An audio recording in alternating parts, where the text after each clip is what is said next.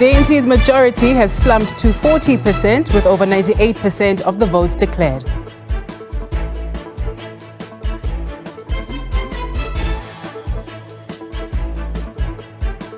The Moonshot Pact, the opposition grouping led by the DA, will be meeting today to plot the way forward as the vote capturing in the national elections reaches its final stage. The group, which includes the DA as well as the IFP, the ACDP, Action SA and the Freedom Front Plus, has not garnered enough votes to form a government.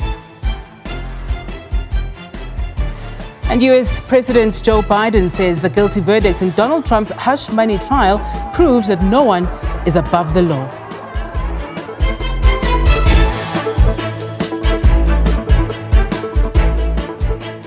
Just gone 12 noon Central African time. A very good afternoon to you. It is Saturday, the time for the week in review. A very good afternoon to you. I am Sebenzile Nkambule. We're coming to you live from our studios in Auckland Park, Johannesburg. We invite you to participate in the show. Give us a ring if you will. Our studio number is 011-714-0680 or 81 or 82 during the course of the next 2 hours of the show. We continue our rolling coverage of the elections 2024. Thank you for joining us. Welcome.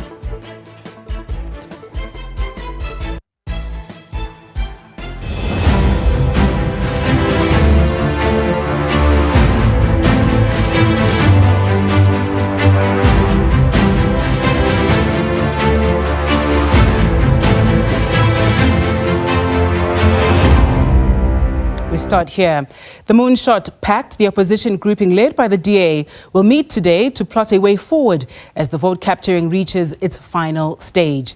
The group, which includes the DA as well as the IFP, the ACDP, Action SA and the Freedom Front Plus, have not garnered enough votes to form a government. The ANC is in the lead overall but has slumped well below its majority from 1999. To form a government, the ANC has a choice to join up with the DA or to try to reach deals with a number of smaller parties. It could join up with either the Umkhonto we Sizwe Party or the Economic Freedom Fighters. But both parties said before the election that they would not do so. The Umkhonto we Sizwe Party says it plans to lodge an objection against the election results and that it wants a recount. The party has raised concerns over the leaderboards of the IEC going down, although the IEC has denied that the systems crashed. The MK Party also claims that Police Minister Bheki Cele was roaming around the IT server at the IEC National Results Operations Centre when the screens went blank early yesterday. Now we're receiving a lot of complaints and information from our party agents where result slips that are compiled by presiding officers are not in line with what we've been presented and recorded by our party agents. And that also directly impacts on the numbers that you are seeing behind us. So in potential or primarily we are saying now, we don't recognize these results, we object them. We are calling for immediate manual counting because this has infringed on the rights of South Africans, to decide a government of their choice. And they also did not communicate effectively the changes in the Electoral Constitution, Electoral Act, particularly Section 24, wherein members of the society can only exercise their rights to vote in districts that which they would have been registered for at. And that was not effectively communicated. And that also denied them their democratic right to decide on a party and a government of their choice. And now that has led us to this situation where we have to take a stand and decide, in fact, shun this exercise and say, IEC, your integrity is gone. You are not impartial, you are not independent. In fact, you're aiding whatever it is that you were doing against the independence and the participation of parties in them deciding the government of their choice and what they want. We'll take you live now to Midrand, to the Results Operations Centre. The leader of the IFP, Velenkosi Nihlabisa, has just arrived. Let's go straight there. Of goodwill, they responded to our call as the IFP when we said people must take their protest to the ballot box and vote out the government that has failed them. We want to convey our heartfelt gratitude and thank the people of South Africa. Secondly, as the IFP, we are satisfied. We are happy with the results. The effort we put in the campaign so far yielded to our targets. Basically, the IFP wanted to see the ANC removed in KwaZulu-Natal. That has been achieved. We wanted to see the ANC pushed down below 50% in Gauteng. That has been achieved. We wanted to see the ANC at a national level pushed below 50%. That has also been achieved. So we are very happy because when the new government gets constituted, it will be a new shape that will give a new direction in our country. People of South Africa have spoken loudly, and that is what we want to appreciate as we go forward. I also want to thank the media for giving us space, platform to communicate the message of goodwill to the people of South Africa. Without you, we could not reach the millions of South Africans who made an informed decision and did not follow heart, but use their brains in order to save our country. I want to re-emphasize the fact that there is what has been said all around, that in KwaZulu-Natal, a new political party, the MK, was sweeping every political party. I'm speaking from a position of being informed and using the data that is available to all of you. The IFP went beyond the results we got in 2019 during the general elections, and we've gone beyond the results we got in 2021 local government election. So our base is solid. The new party that affected heavily the ruling party had no effect to the IFP, and I hope that matter can be put to rest now. Although we wanted to be the people in charge of the province of KwaZulu-Natal, but what satisfies us, a political party that had failed our province is no longer going to be the government of the day, and this is the call that we had made to the people of South Africa, that let us fix, let us rebuild our province, rebuild South Africa, rebuild Gauteng. I'm sure as the people of media, you will want to know what next. This evening, we will be meeting as members of the multi-party charter, because one achievement of the multi-party charter was to push the ANC below 50%. Achieved. The second goal was, after elections, we will look at the results. If we manage to form 50% plus one, we will consider the formation of a new government. We did not reach that goal if you look at all the angles. We'll be meeting this afternoon so that we look at one, say, thanks guys, we have made it, they are below 50%, and unfortunately we can't form a government. What is the way forward? We will be engaged in a conscious discussion and informed decisions. Tomorrow at 10 o'clock, I am meeting the NEC of the IFP, where we will be looking at the results, looking at the options available as to what role the IFP is going to play in rebuilding South Africa once the results have been declared officially. I want to put it on record. We are not desperate of getting into a coalition for the sake of coalition. We can only get into a coalition that will take our country forward. But the truth is, we cannot leave the country at a standstill. The people of South Africa have spoken loud and clear that they want a government which is a coalition, because no one is a winner. So now the message is clear that get your acts together, rebuild South Africa, and the IFP will have an informed decision once we have met tomorrow as the NEC, and thereafter, in a period of 7 days, we will convene the National Council so that we convey our decision, and when they rectify the decision or the proposal we'll be making in the role that we must play in rebuilding South Africa, we will be following that direction going forward when the first sitting is convened and play our role. Lastly, the IFP is looking forward to the first sitting of the Parliament. We're looking forward to the government starting to work. We're looking forward to be a force to be reckoned with. The IFP is going to be a game changer. Clearly, we are going with bigger numbers, which many parties will be crying because they will be losing some members of Parliament. Although I'm not speaking from a confirmed point of view, but from the look of the figures, we will be more than what we have been. We will be a strong voice of the people of South Africa.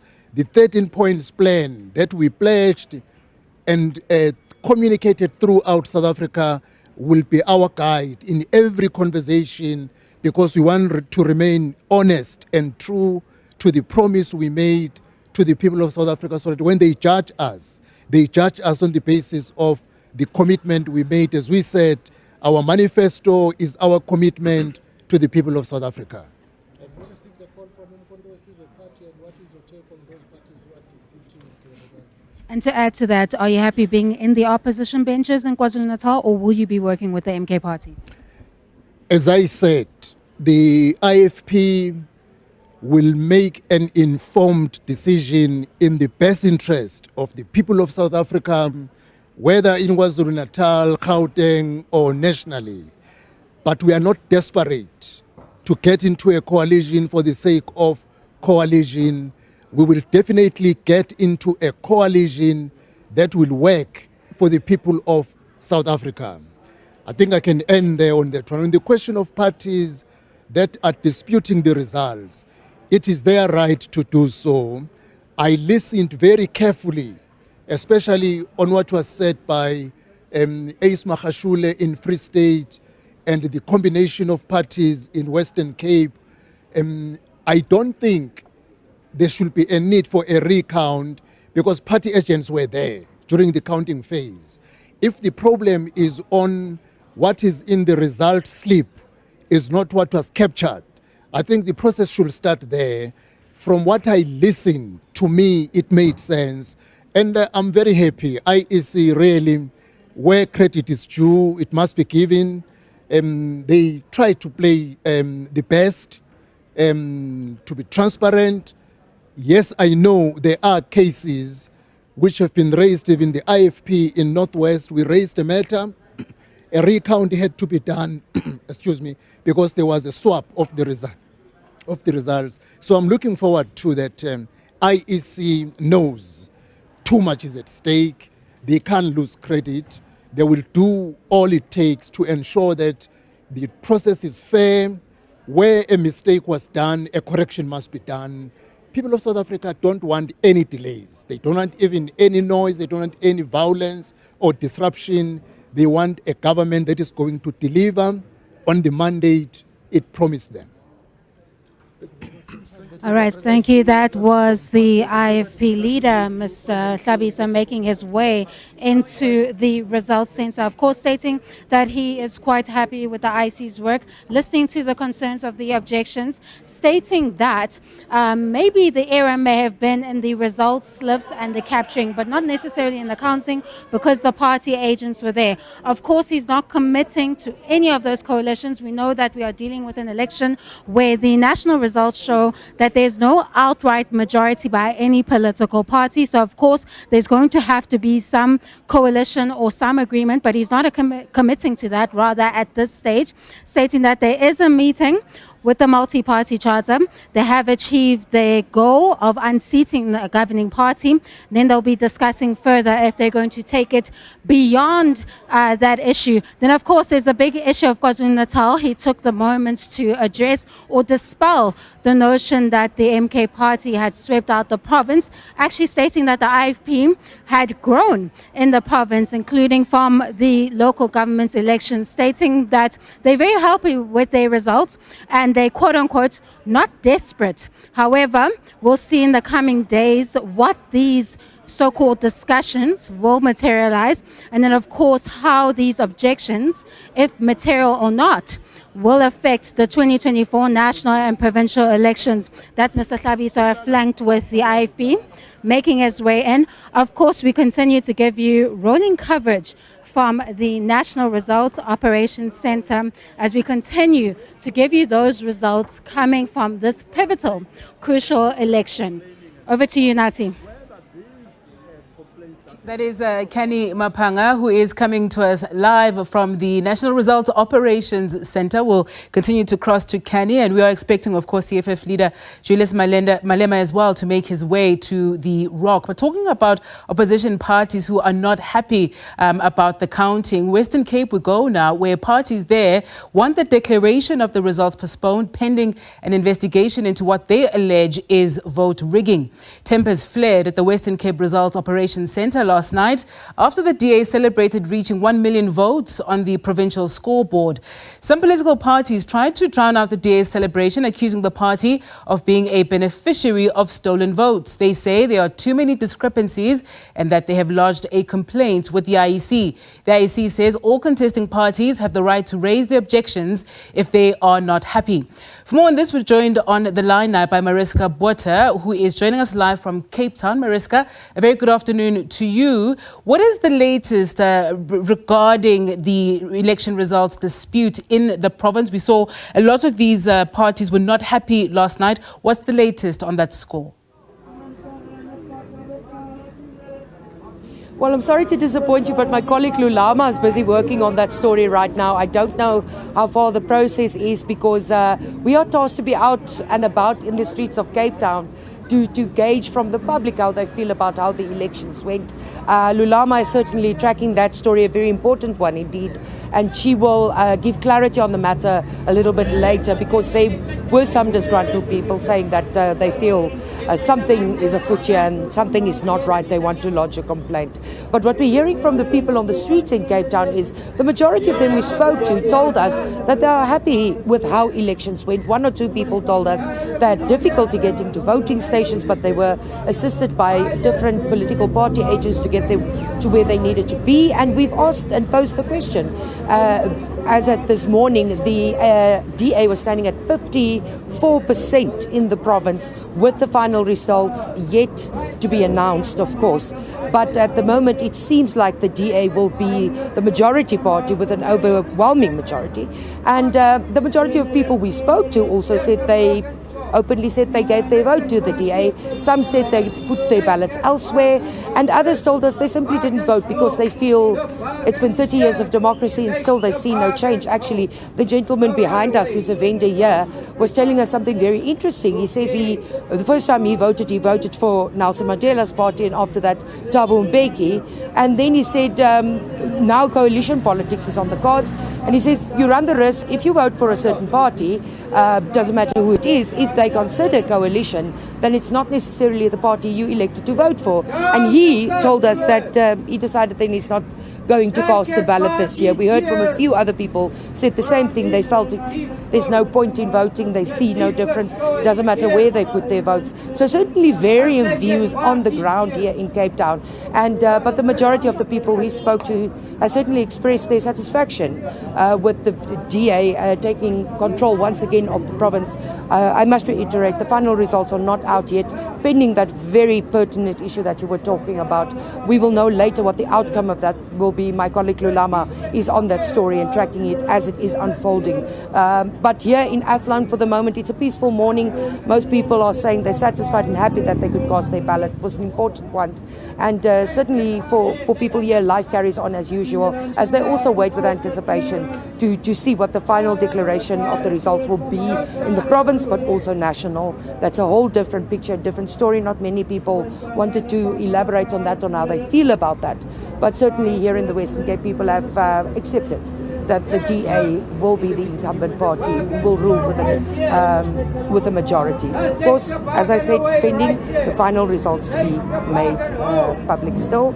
And then, of course, the issue that you were speaking about, those parties that are very unhappy about what they say are irregularities. Yes. We'll continue to watch it closely, Mariska, there. And at this point, at least, the DA is still rather comfortable at around 53%. But ahead of the polls, of course, the parties such as the Patriotic Alliance is all expected to have a solid showing in that province. They're tracking at about 7.4% currently. The FF Plus as well did certainly try and garner as much of that vote as possible, sitting just over 1.7% as well. The Good Party as well, we saw when they came in initially, when that party was established, a decent showing as well, but just under 1% currently as well. What views are you hearing on the ground? And I suppose just reflecting also on the effort and the work that these parties actually put in leading up to the polls, many of whom, of course, will be very disappointed. But perhaps Gayton McKenzie's Patriotic Alliance would probably be the happier of the opposition parties in the Western Cape,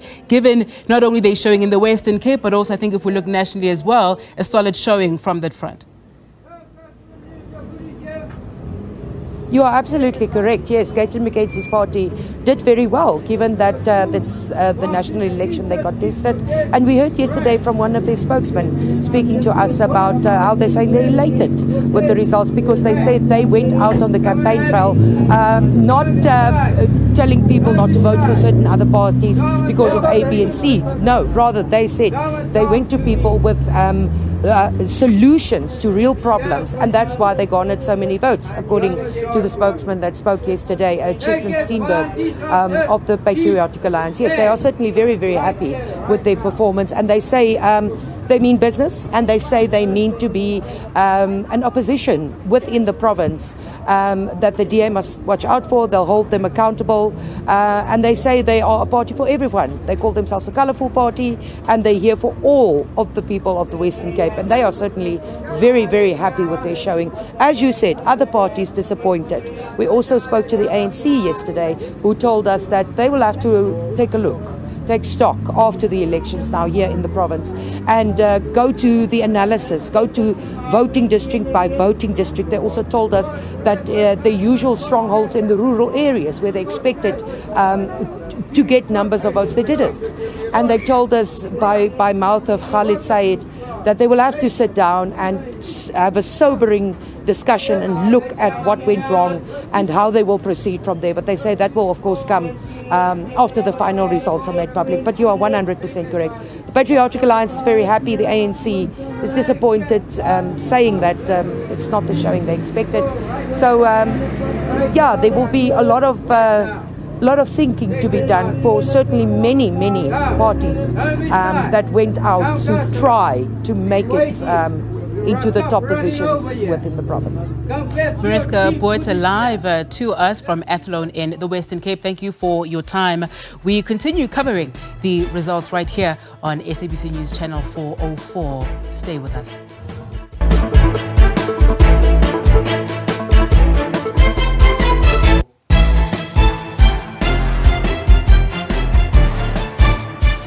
Thank you for staying with us. The dust is settling on a historic election season in the country, and the biggest winners and losers are emerging. While the ANC has suffered significant losses, one party that has surprised many is the MK Party, gaining considerable ground in a few provinces. But what do these results mean for the future of South African politics? Joining us now as we analyse the winners and losers of this election so far and what it means for the country's political landscape, we're joined by a political analyst, Dr. Imran Bacchus, to break down the numbers and share his views on what's next for South Africa. Very good afternoon, Dr. Bacchus. Thank you for your time with us today. How shocked or bewildered are you by the results so far? I think largely not surprised at all, right? So I think when it comes to the ANC and the dramatic decline we've seen, I would say more or less expected. Of course, many of us would have thought the ANC would get more than the early 40s, maybe closer to the mid 40s. But the decline was expected. Dr. Bakkes, I apologize. I have to interject there. We have to go to the Western Cape because outside the Provincial Results Operation Centre, they will understand that there is a protest. Our reporter, Lulama, is there. Lulama, we'll cross to you. What is the latest there? Good afternoon. Good afternoon, Sebenzile and the viewers at home. You're coming to us live outside the Western Cape Results Operation Centre. The Africa Restoration Alliance is protesting outside the venue. It started yesterday, last night to be precise, when some of the political parties that participated, that contested this year's election here in the Western Cape, accused the IEC of vote rigging. They are unhappy with what they are seeing on the scoreboard, although it's not yet complete, but they are so unhappy. They are dissatisfied with how the IEC has conducted itself in this year's election, and they want a recount. Last night they were saying that they don't want only recount of the Western Cape votes, but nationally. But to clear the matter and talk to us more about it, I'm joined by some of the representatives of Africa Restoration Alliance. Ma'am Charmaine, good morning and good afternoon and welcome to the SABC. Hi, good afternoon to you. This protest, tell us, what is it about? This is about what is happening with the IEC. We are so angry and disappointed in the way the whole election went. I mean, from day one with the voting, at the voting stations already, we had incidents where they actually wanted to remove our party agents because our party agents they're not illiterate, they are educated, we've given them intense training to know what to look for. And when they challenged the presiding officers about it, some of them even had to teach them what to do, which means a lot of these presiding officers and the staff were not trained what to do. We know what to do. I think we are more literate than what they are. So if you point things out to them, they get upset with you, then they want to remove you out of their voting stations. The whole evening while the counting went on, we were actually told that our people are disruptive. And they were not disruptive. They were just pointing them on what is right and what is wrong. So it all started there where they even said they will have our people locked up by the police. They sent the police out to different voting stations. Besides that, our results that came up, it's impossible. I'm part of a church. Dr. Jerome has a membership of over 20,000 members. Besides that, if you look at the scoreboard, and this is people that support him. They trust him with their souls. They will trust him with the vote. Besides the fact that we know our membership is over 20,000. We're in all different provinces. 9 provinces. You want to tell me we couldn't get votes in different provinces? And these are people... Man, I'm just so angry. So what do you think actually happened with your votes? If you're saying that you are a membership of over 20,000 and that's not reflecting on the scoreboard, what do you think happened?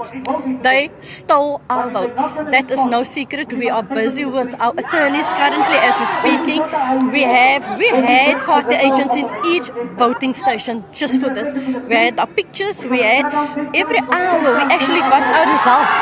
And the end result that we received and what IEC has put on the board, it doesn't even make sense. And there already we saw something is definitely not right. You're saying they stole your votes. Who are you referring to when you say they stole your votes? I might be locked up if I may say who, but we know that, man, I've been here when the first tally came up.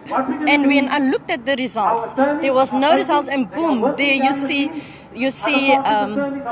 ANC you see EFF, you see MK. And I don't say they stole our votes. DA is there as well. These are parties that is in collision with each other. It is parties that has this multi-charter political party groups. We also, the reason why I'm saying that is with the counting, and we have proof of that, that bags, black bags of voters' ballot papers came out. We have pictures of it. It is all, but the attorneys is busy with that. So we already know that is proof enough. I have one person that spoke to me while he was counting, and he said they showed the votes, and towards the end there was a big batch of ballot papers that was just shoved under DA, and he asked what is happening, and they showed him the ballot papers, and it was all different political parties' ballot papers, and they said there's a mistake that they made. So with this protest, ma'am, what are you hoping to achieve? What do you want? What are you hoping to get out of this protest? We want not a recount, we want a revote. We want a revote, and we want IEC to be removed completely, because these people are not independent. They are working with those people that is at the voting stations. Unfortunately, if we want a revote, and we want an independent company to be brought in and do this revote. Okay, ma'am, you said when one of your party members said that when you contested the previous local government elections, you did very well. It can't be that now you are dropping. But don't you realize that sometimes it's a trend that when a new political party is starting, is new, comes up, it receives many votes compared to the next election that it will contest. Excitement outside in the nation that, oh, let us vote for these two people. It is people that trusted these two councillors in, as people with integrity, as people that the community trusts wholeheartedly. They are pastors, they're community workers. And it's not because of excitement that they were voted in. It is because of the trust and the relationship that they've built with the people. Thank you very much for your time. That was the Africa Restoration Alliance member here outside the Western Cape Results Operations Center, where they are protesting, disputing the results that is on the scoreboard inside the center, saying that it's not a true reflection of their party members, saying that with membership, church membership of more than 20,000, it can be that those members did not vote for ARA but voted for someone else. With that, back to you at the studio. SABC News reporter Lulama Macha outside the Western Cape Results Operations Center, speaking there to some disgruntled political parties. They're saying they not only want a recount, they want a revote. We'll continue watching that story closely. We go to KZN now, where vote capturing is yet to be completed there in these 7th general elections. The party at the top of the provincial leaderboard is the Umkhonto weSizwe Party, followed by the IFP and then the ANC in 3rd place. The auditing and declaration of the provincial results are expected to be completed today. For more, we join our reporter Jade Paulser on the ground. Jade, a very good afternoon to you. Do we have a sense of when we can expect an announcement of the results from KZN?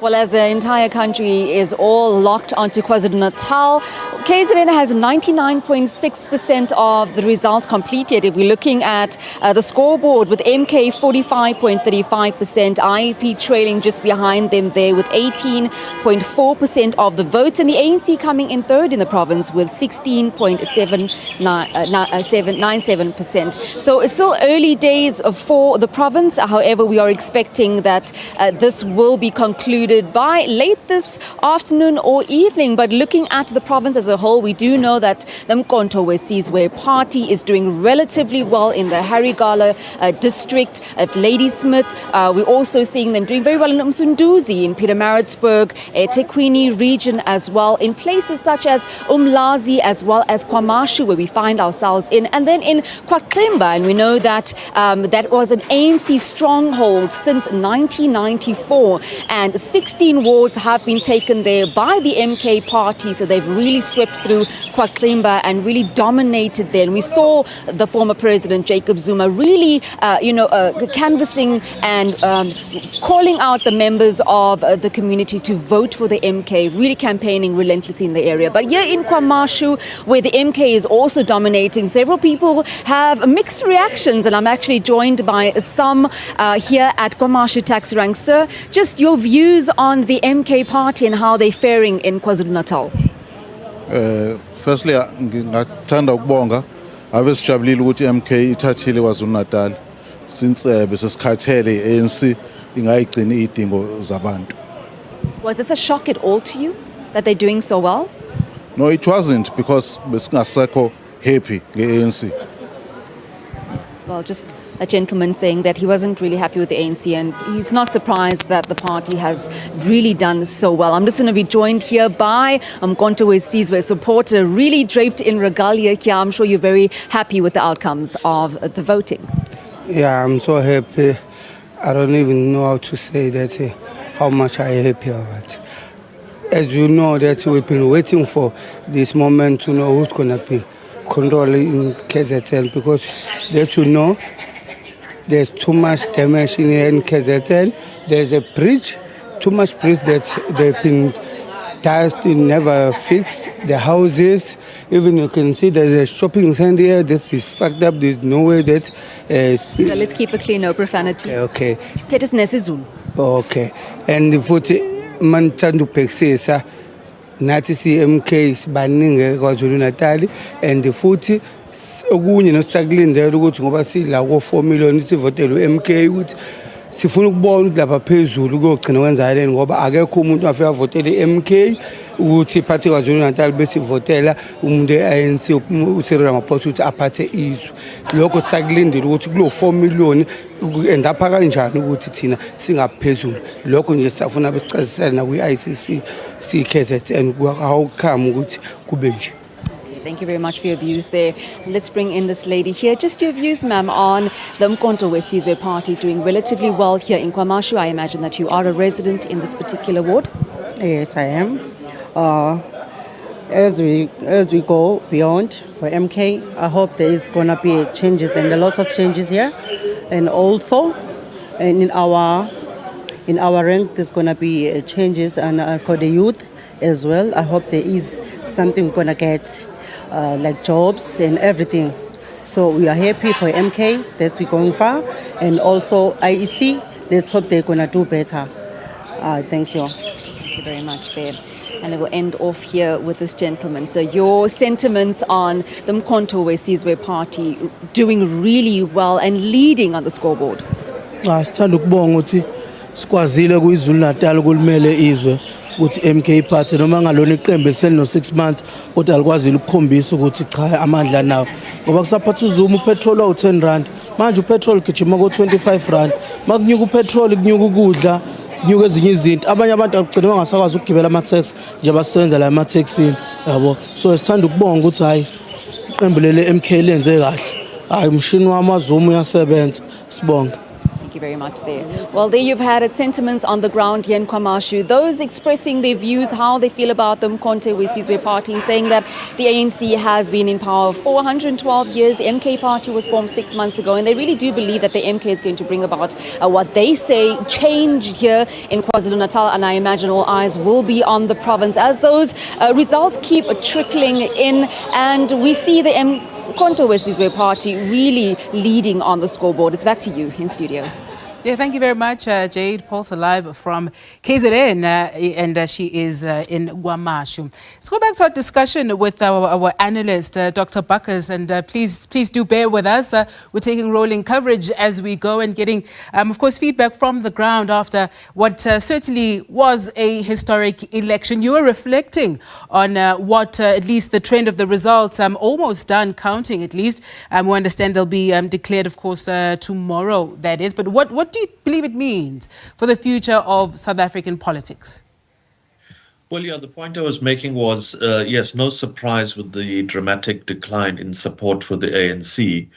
I think with all of the political space we have in South Africa, there was much talk that the possibilities for the DA increasing in support, and we haven't really seen that. And I think in large part that has to do with the sort of mediocrity of DA leadership. I also think it has to do with the kind of tin ear that the DA lends to questions of race, affirmation, empowerment, etc.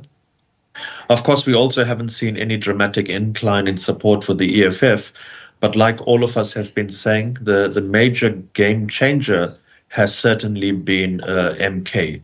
And I think MK has disrupted our politics in a way that was completely unanticipated, even for KZN. You know, many of us who follow KZN closely would have thought 30% was too much for MK in KZN. And of course, MK has proved many of us following it completely wrong. What does it say about some of the other political parties that were also contesting in KZN? The voters there clearly didn't trust them to do the job. You would have heard from the conversation from our reporter that she was having with the people there at the taxi rank in Kwamashu, that you know, circumstances are tough and they were tired of the ANC, and that's why they made the choice to vote for MK. But the IFP is there, the EFF also put themselves forward, and other parties as well. Why did the electorate not buy what those parties were selling in KZN? Yeah, unfortunately, I was cut off from your crossing. But yeah, certainly, I think, you know, when you have a context of people being disillusioned with the political order, you know, rampant poverty, unemployment, and we've heard several times anecdotally of people talking about how tired they were. And I think that's a really important point to hone in on and to listen to. And in that context, people do look for alternatives. Those alternatives might be authoritarian populist alternatives. In South Africa, the turn to MK, it might be alternatives that play the ethnic card and descend us into ethnic politics, like Gayton McKenzie's Patriotic Alliance, like, for example, you know, what we've seen with MK. You might even see, you know, the populism of rampant toxic xenophobia resonating with masses, because people will say we're tired, particularly at the base of the social strata. There might be a tendency to blame foreigners, largely from the African continent, for stealing our jobs. Now, you know, that kind of perspective doesn't pay enough attention to how economic policy, to how policy choices that the state has made results in people not getting jobs and people being left out of the job market. But the easier thing to do is to scapegoat others and to scapegoat minorities, while those who claim that they will change the conditions of poor people are very unlikely to do so. You know, I think there's a greater chance that parties like MK will continue to focus on plundering the public purse rather than, you know, focusing on the needs of people. You know, we've asked questions about MK and its policy, and how have people voted for MK when they don't have a solid policy paradigm.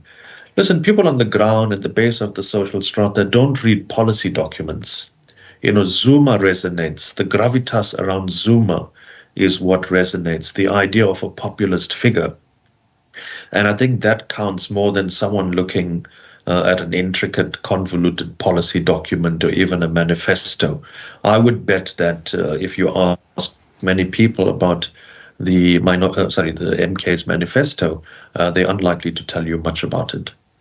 The DA would have also hoped to perform much better. There, one Chris Papas as well would have been their premier candidate. Currently, the DA is tracking at about 13.69% in KZN as well. What do you think of their performance? Would they be satisfied with that? They would have certainly hoped for a lot more. No, I'd agree with you. They'd hope for a lot more. You know, one is the ANC in KZN is not, you know, there are huge differences with the ANC at the national level. You know, the point I often make is that the ANC has the full spectrum of our national politics, right? And the kind of leadership we have in the ANC in KZN has proven not to be great. It doesn't have a great track record. It doesn't have a great track track record in terms of the non-racial project, in terms of advancing social cohesion, etc. In many ways, there are cross-cutting relationships between the MK here and the various factions of the ANC. In that kind of context, of course, like you're suggesting, you would have expected parties like the DA to perform a lot better. And of course, I think Chris Pappas is, an incredible leader. He's proven himself in the Midlands to have delivered, etc. But I think the bigger picture in the DA is what I referred to previously as the kind of mediocrity of its leadership overall. Maybe not Pappas. And again, I think the sort of tin ear that the DA lends to questions of race. How do you want to advance in a country like South Africa? A country made up of largely young black people, under 35. When you take policy positions that are not sensitive to the question of race, when you engage in economic policy that's oriented to the market and the West, and not focused on, state intervention. You talk about the interventions you want to make with minimum wage. You talk about reducing import tariffs. Now, all of these things don't lend themselves to helping masses of people. And of course, I don't think anyone sees the DA as a party sensitive to the question of race, affirmation, empowerment, etc. Well, for at least more than 3 million voters that supported the DA nationally, they don't agree with that view.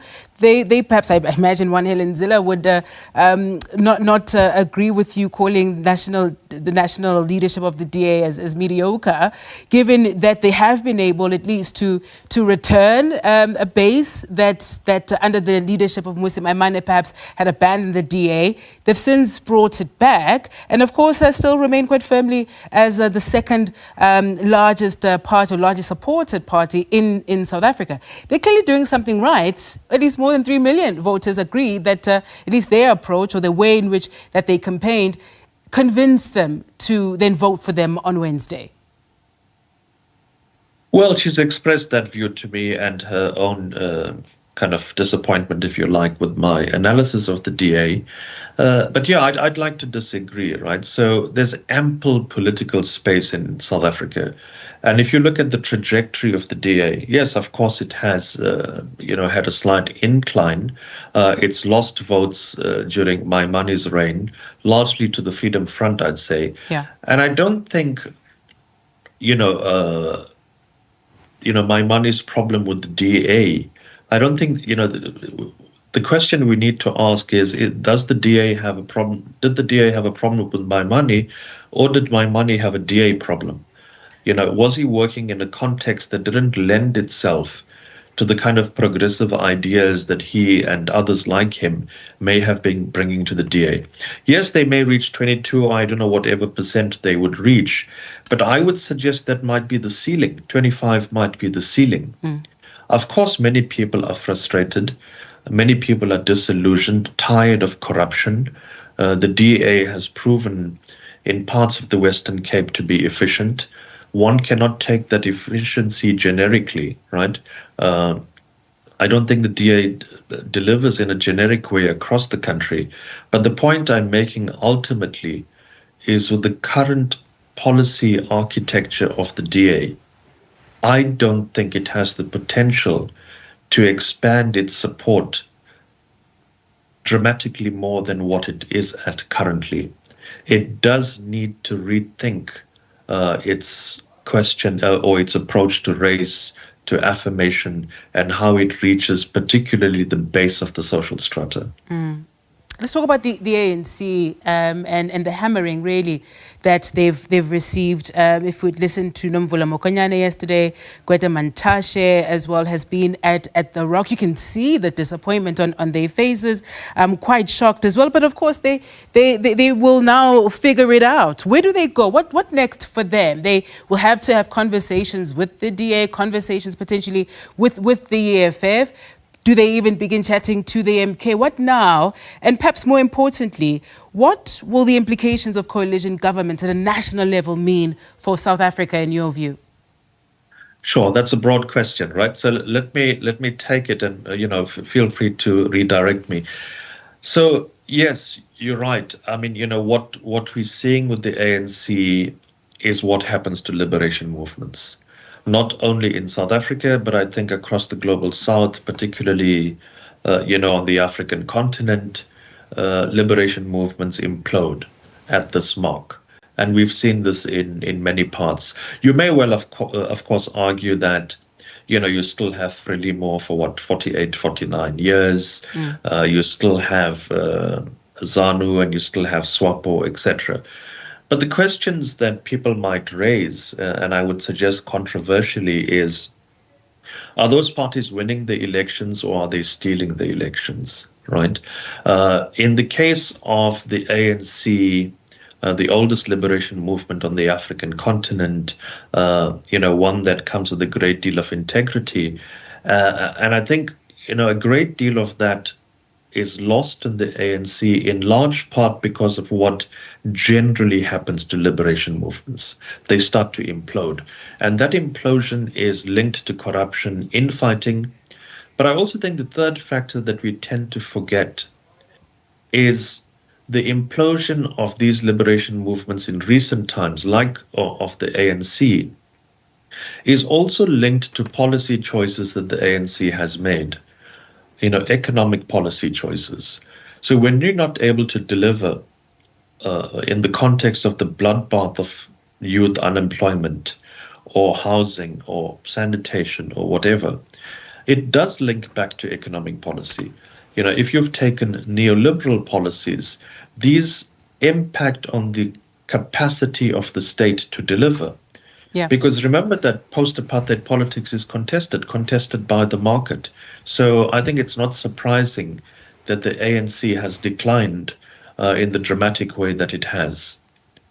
I know there was another part to your question. If you have time, I can go on. I'm afraid we yeah. can't get to it, Dr. Pakasa, because we're unfortunately out of time for this discussion. Hope I will find some time at another point, I think, to extend it further. Let me thank you very much for joining us this afternoon, Dr. Imran Bakas, breaking down the numbers for us, sharing his insights as well about perhaps what could have gone wrong for the ANC and what next, of course, as coalition talks get underway. You're watching The Week in Review. Special elections coverage continue right here on SABC News Channel 404. Stay with us.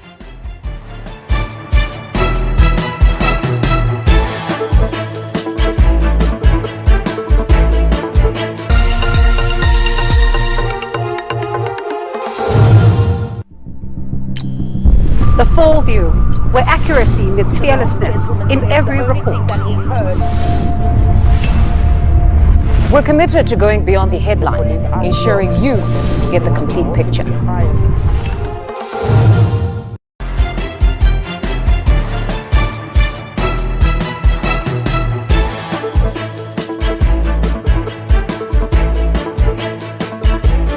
Majority has slumped to 40% with over 98% of the votes declared. The Moonshot Pact, the opposition grouping led by the DA, will be meeting today to plot the way forward as the vote capturing in the national elections reaches its final stage. The group, which includes the DA as well as the IFP, the ACDP, Action SA and the Freedom Front Plus, has not garnered enough votes to form a government.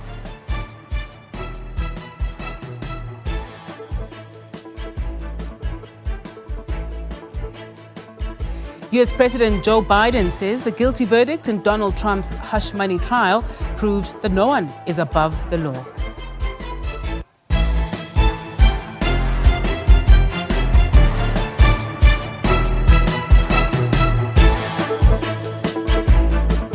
Very good afternoon to you. This is The Week in Review. Thank you very much for joining us. We are coming to you live from Auckland Park, our studios in Johannesburg.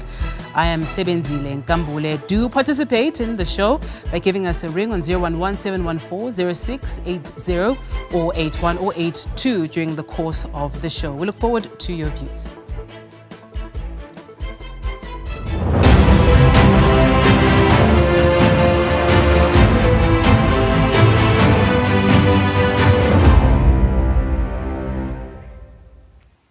The Umkhonto weSizwe party says it plans to lodge an objection against the election results and that it wants a recount. The party has raised concerns over the leaderboards of the IEC going down, although the IEC has denied that these systems crashed. The MK party also claims that Police Minister Bheki Cele was roaming around the IT server at the IEC National Results Operations Center when the screens went blank early yesterday. Now we're receiving a lot of complaints and information from our party agents where result slips that are compiled by presiding officers are not in line with what we've been presented and recorded by our party agents. And that also directly impacts on the numbers that you are seeing behind us. So in a potential or primarily we are saying now, we don't recognize these results, we object them. We are calling for immediate manual counting because this has infringed on the rights of South Africans, to decide a government of their choice. And they also did not communicate effectively the changes in the electoral constitution, electoral act, particularly section 24, wherein members of the society can only exercise their rights to vote in districts that which they would have been registered for at. And that was not effectively communicated. And that also denied them their democratic right to decide on a party and a government of their choice. And now that has led us to this situation where we have to take a stand and decide, in fact, shun this exercise and say, IEC, your integrity is gone. You are not impartial, you are not independent. In fact, you're aiding whatever it is that you were doing against the independence and the participation of parties in them deciding the government of their choice and what they want. The Moonshot Pact, the opposition grouping led by the DA, will meet today to plot a way forward as the vote capturing reaches its final stage. The group, which includes the DA as well as the IFP, the ACDP, Action SA and the Freedom Front Plus, has not garnered enough votes to form a government. The ANC is in the lead overall but has slumped well below its majority in 99. To form a government, the ANC has a choice to join up with the DA or to try to reach deals with a number of smaller parties. It could join up with either the MK or the EFF, but both parties said before the elections that they would not do so. To the Western Cape now, opposition parties in the Western Cape want the declaration of results postponed pending an investigation into what they allege is vote rigging. Tempers flared at the Western Cape Results Operations Centre last night after the DA celebrated reaching 1 million votes on the provincial scoreboard. Some political parties tried to drown out the DA's celebration, accusing the party of being a beneficiary of stolen votes. They say there are too many discrepancies and that they have lodged a complaint with the IEC. The IEC says all contesting parties have the right to raise their objections if they are not happy. The ANC in the Northern Cape says it is willing to give up its premier position despite failing to attain an outright majority in the 2024 provincial and national elections. The party has received 49.34% of the votes, leaving the Northern Cape legislature hung. Currently, the opposition has the same seats as the governing party at 15. The ANC in the Northern Cape maintains that their failure to secure an outright majority in the provincial legislature is a rude awakening. Despite having only 15 seats out of 30, the party says the premier position is non-negotiable. Not the premier position, we've got a popular mandate. Nobody can dictate to us who should be the premier of the province. We gave you the figures now. Overwhelmingly, the people of the Northern Cape see the ANC as the party that should constitute government. So you won't sit with a Joburg situation here where you've got a mayor who's coming from a party with only one candidate, with only one seat in the provincial legislature. It's not going to happen like that. The ANC says it is willing to be in talks with any interested party. Among the parties with seats in the legislature is the Economic Freedom Fighters. It received 13.25% of the votes with 4 seats in the provincial legislature. we are not interested. We are not going to speak about coalition. We are not going to ask anyone to speak about this. Our interest is that we see President Julius Malema as the president of this country. We have started this journey in 2014. We are continuing with it. The Patriotic Alliance contested for the first time for a seat in the provincial legislature. With 3 seats in the bag, the party says it is open to having talks with other parties. We are open to talks, nothing specific yet. We still have to share the news with our NEC. We still need to sit down with them first, and then we will sit down with anyone in the Northern Cape. But yes, I think it's going to head that way. The Democratic Alliance secured 7 seats but lost 1. It maintains it will not take any major decisions yet. So we're sitting down now with the hanged parliament, and we must make a decision now. What is the way forward?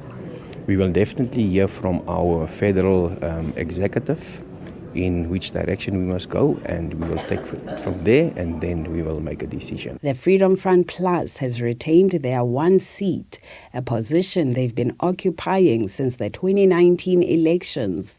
The party says their doors are open for any talks. Neria Hlakotsa, SABC News, Kimberley.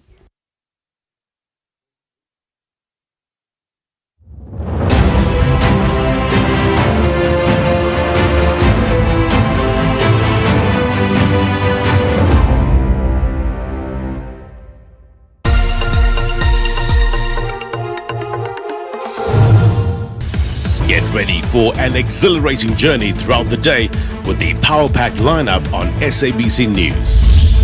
Start your morning live with Sakina and Leanne as they bring you the freshest updates.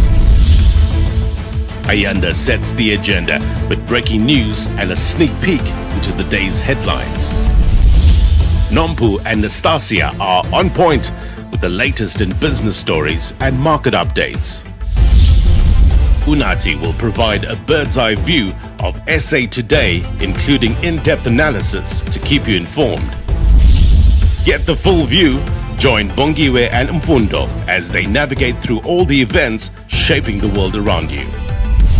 The influential and powerful will face the nation to account to Clement Maniatela, offering you Elections continue. You are seeing there the leader of the Economic Freedom Fighters, Julius Malema, arriving at the National Results Operations Centre in Midrand at Gallagher Estate, flanked there by the SG of the EFF, as well as the Deputy President of the Economic Freedom Fighters, Floyd Shivambu there. The EFF currently in the national vote tracking at about 9.47%, with just over 1.4 million votes there. We're expecting to hear from the leader of the party any moment now as to their own reflections about their performance. They would have been a bit disappointed given that in 2019 as well, they got over that 10% mark.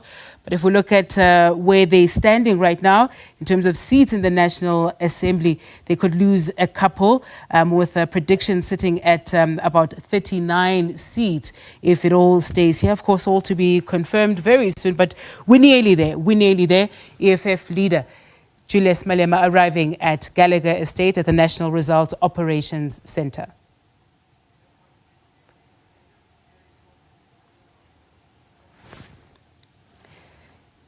This, of course, was the third general election that the Economic Freedom Fighters participated in.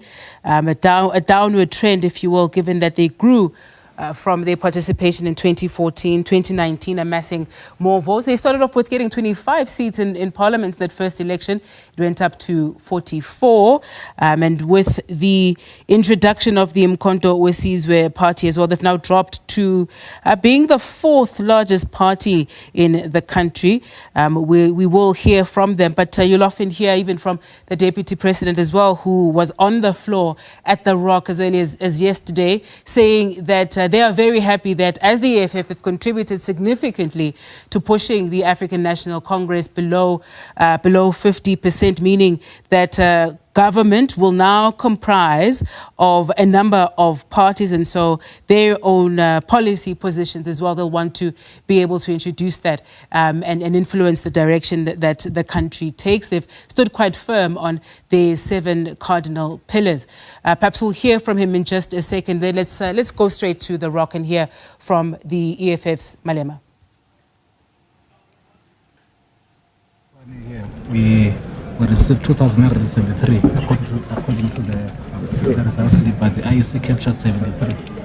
So those one of the things that the report that we shall currently combine. So when you receive them, compile them, and then you send to the IEC? Yes, yes, we are sending from this side, this guy with David to show the same objections to the IEC. Most of them came after 9 o'clock after the objections are closed. So let's just say we must immediately be able to, because they were not captured at the time. Yeah, you can object to that which was not captured. Yeah, but the NPA is saying that they're going to open up that objection. Yeah, because we're close to the subject. You can go. Yeah, to the venue. Sure. So this is where this is where the trauma comes. Yeah.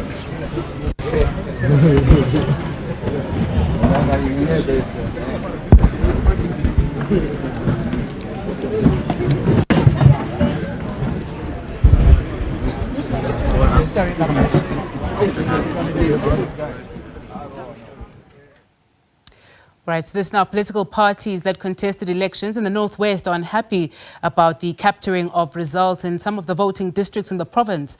Parties had until this morning to register their complaints with the Electoral Commission, and several parties alleged that there were some discrepancies in various parts of the province, which have called into question the fairness of the elections. More than 30 parties contested elections in the province. Most parties have raised concerns about discrepancies in the IEC's capturing of the results. For more on this, we'll bring in our reporter, Selwane Kakao. Selwane, a very good afternoon to you and thank you for joining us. What is the latest regarding the complaints that have been lodged by parties in the province?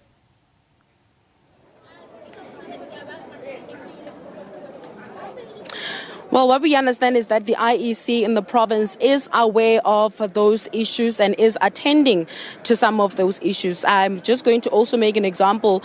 In the Klerksdorp district, I know that recounting was done because they picked up some discrepancies that led to recount having to be done. And you'd understand also that there were quite a few incidents that were brought to the attention of the IEC. One of them being people who was stabbed or somebody who was stabbed inside a voting station, a party agent, I believe. And the IEC is also aware of that matter. But also just to bring things up to speed here in the province, the performance right now of the ANC at the moment is standing at 58%. The EFF is standing at 17.5%. The DA is standing at 12.9%. And these figures, as far as the capturing of the results, stands at 98.8%. So it remains to be seen what change the remaining 1.2% of the capturing of the results will bring.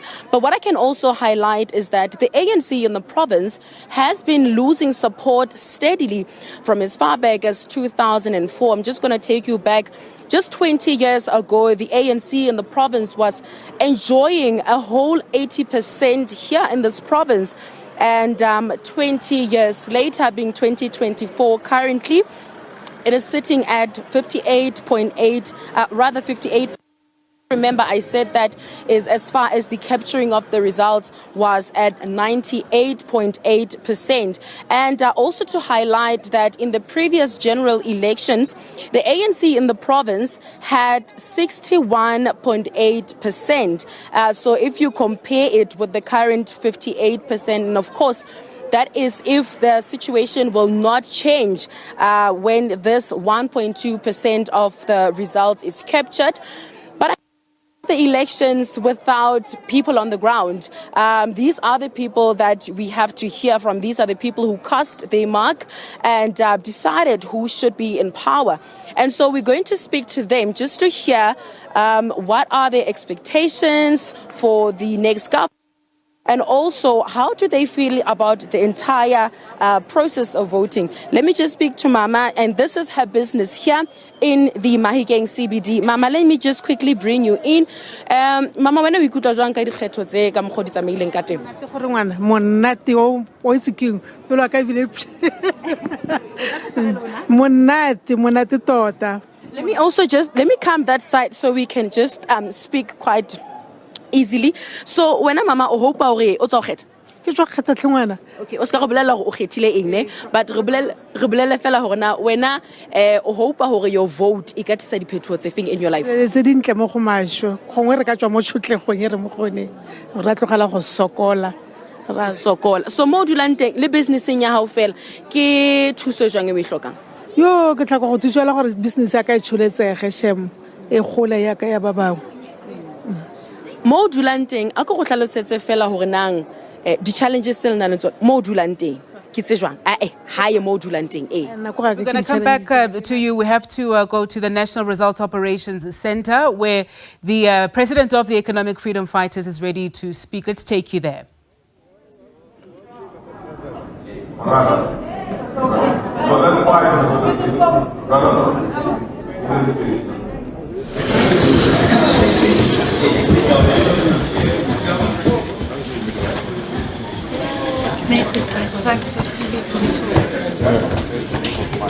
You are seeing there the visuals from the Gallagher estate. Julius Malema has just arrived a few minutes ago, did a tour of the floor, greeted some people, greeting members of his team as well. And they are, at least right now we see, I think all of the members of the top six are there. You've got the deputy there, Floyd Chivambu, Dlamini, the SG is there as well. He'll reflect on, I suppose, how the IEC conducted these elections and also their own performance. Nationally, they're tracking at just over 9.4% of the vote nationally. Here to hear from the Commander-in-Chief, the President and the leadership of the EFF. I will start by introducing the leadership from my left, your right, the Treasurer General, Mautwe Ompile. On her immediate right is the National Chairperson, Veronica Mente, which is sitting on the left of the Deputy President. On the far right is the Deputy Secretary General, Bopimai Lula. Can we please fix the sound? It's not sounding nice. On the far right is the Deputy Secretary General, Bopimai Lula. On her left is the Secretary General, Marshal Dlamini. On the left of the Commander-in-Chief is the Deputy President, Floyd Chivambu.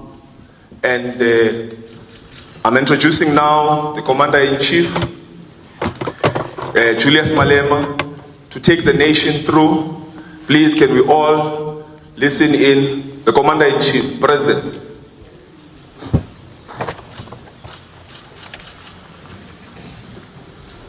Thank you very much. I don't know if I might switch on this thing. Someone. I'm not switching on.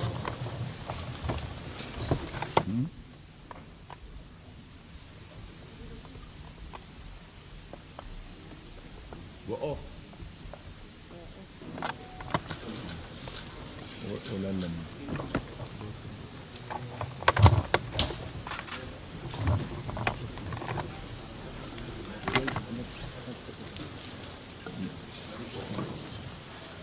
Sound, can you please switch on the mics on the table?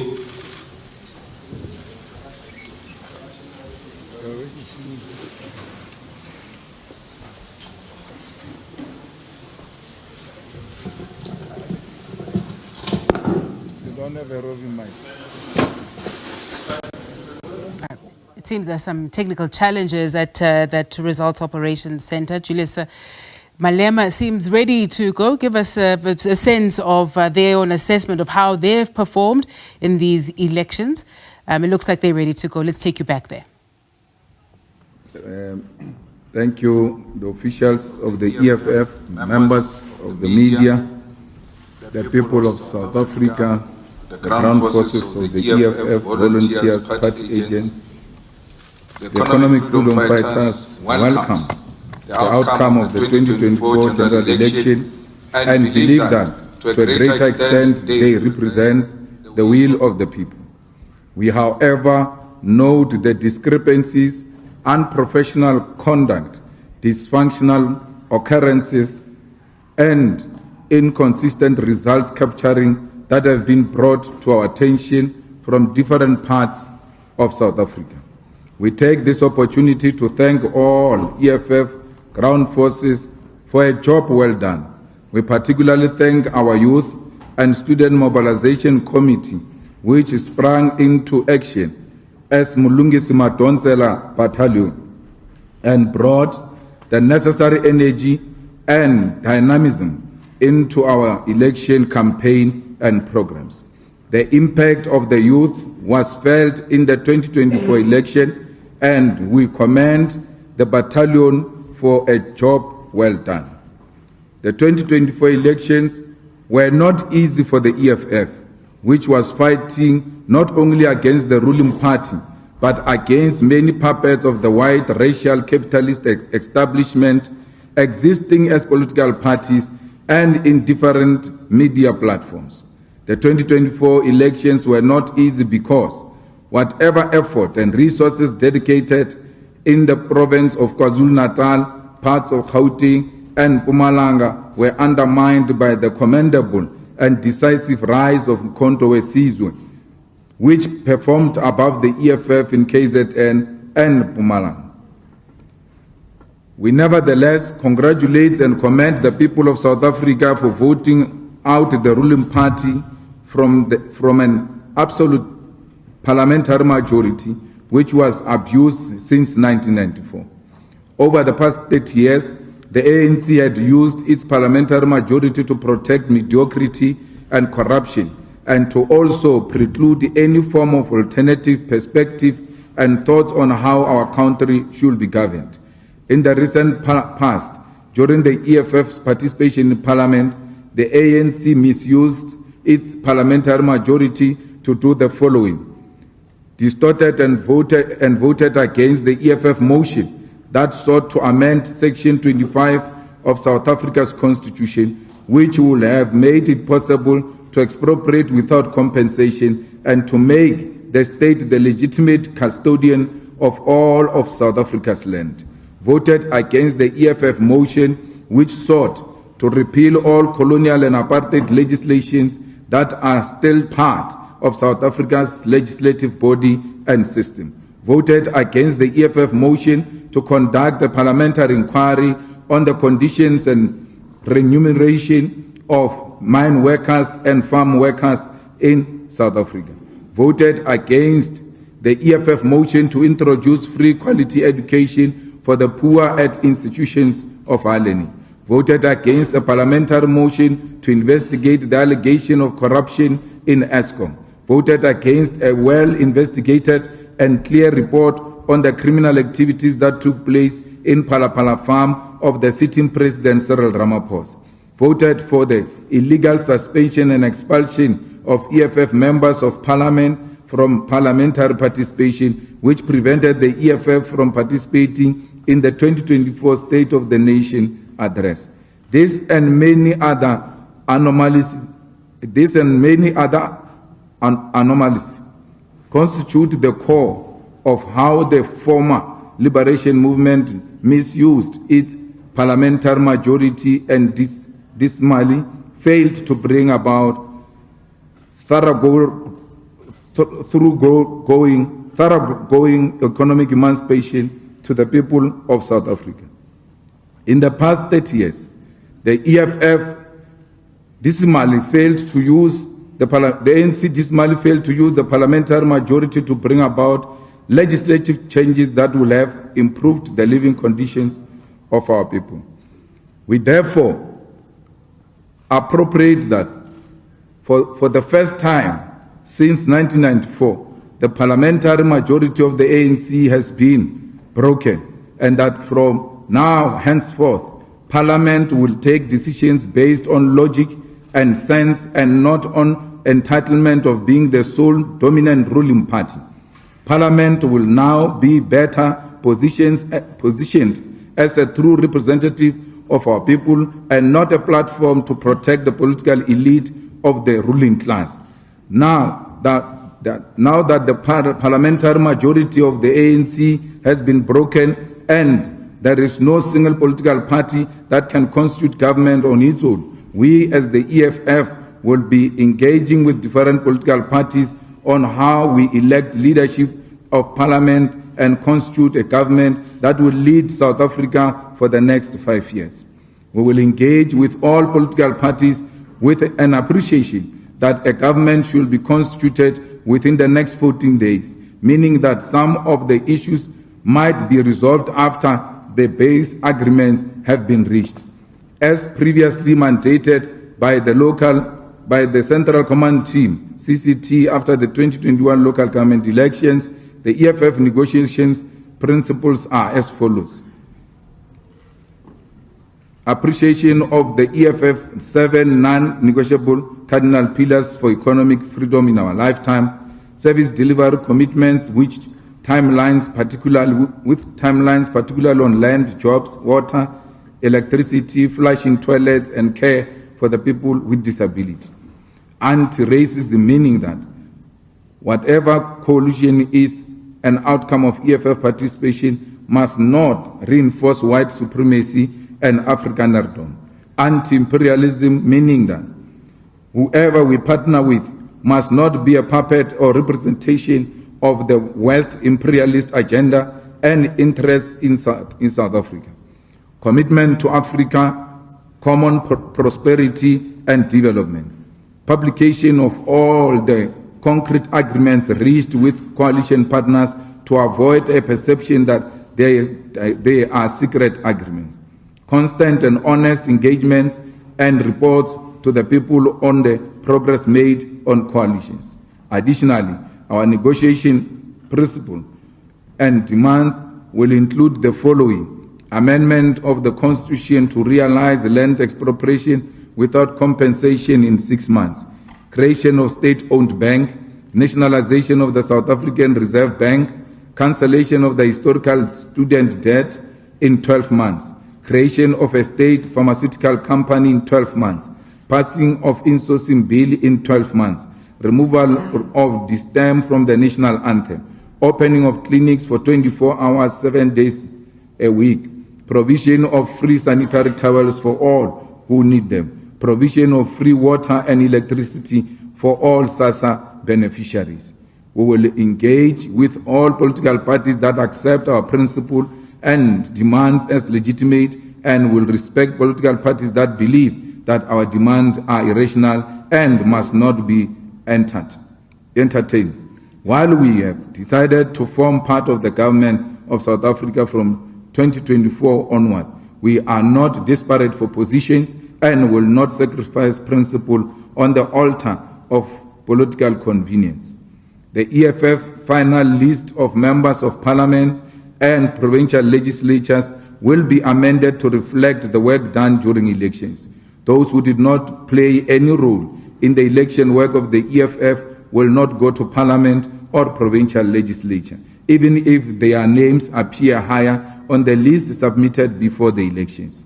The EFF officials who are mandated to be the final list committee will meet during the course of the week to conclude on the final list of those who are going to represent the EFF in national parliament and in different provincial legislatures.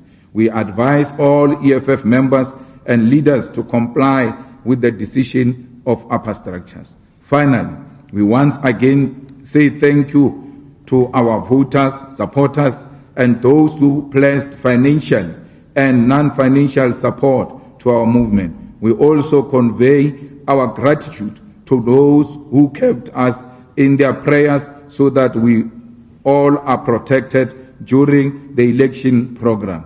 Thank you, South Africa. Rea leboha, siyabonga. Thank you. Thank you very much, President. We'll take a round of hands. You can just show your hands and then we will acknowledge you. Babumpe, I see you are the first to raise your hand. Number 2. Then a hand that I did not see. Okay, I see you, TD. 10. That's number 4. I can't see you, my sister, sitting down. Okay, number 5. My brother, number 6. Number 7. Okay, number 7, I see you.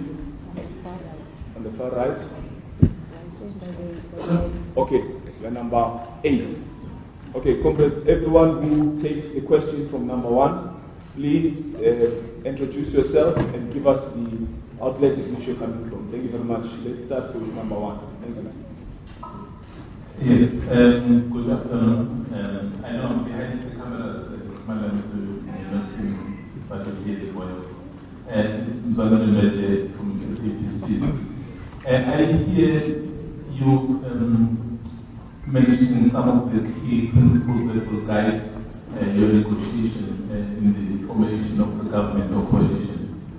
But what is it, maybe let me ask it this way, what is it that you are willing to somehow compromise, given that in a negotiation of this nature is a give and take? And out of that principles which you have laid out quite clearly, but I mean you are aware that South Africans have given you half in terms of mandate. So what is it that you as EFF are willing to somehow compromise? Thanks.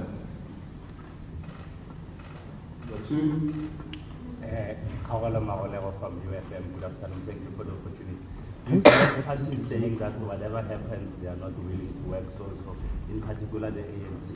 Does the EFF have any parties, especially the ANC, that you say, no, we will not work with this one, we will work with that one? Thank you. Number 3, everyone who's taking a question, please quietly move to a mic near you. On the table, there are mics. Just use the mic, because you don't have a short voice. You can give them this one. Thank you so much. For having this speech. Just a couple of questions from me. I think we can utilize this one so that. Oh, okay, cool. Yes. I'm looking at the EFF's performance here in your election and election. We've watched the EFF grow. We're not necessarily watching that case now. I know people are making a case around the MK party. But as the EFF, and I know it might be too soon, reflected on the role it's played in its current position. And I mentioned that, Julius, because over the years there's been the KZN buses issue, about KZN councillors or the buses issue.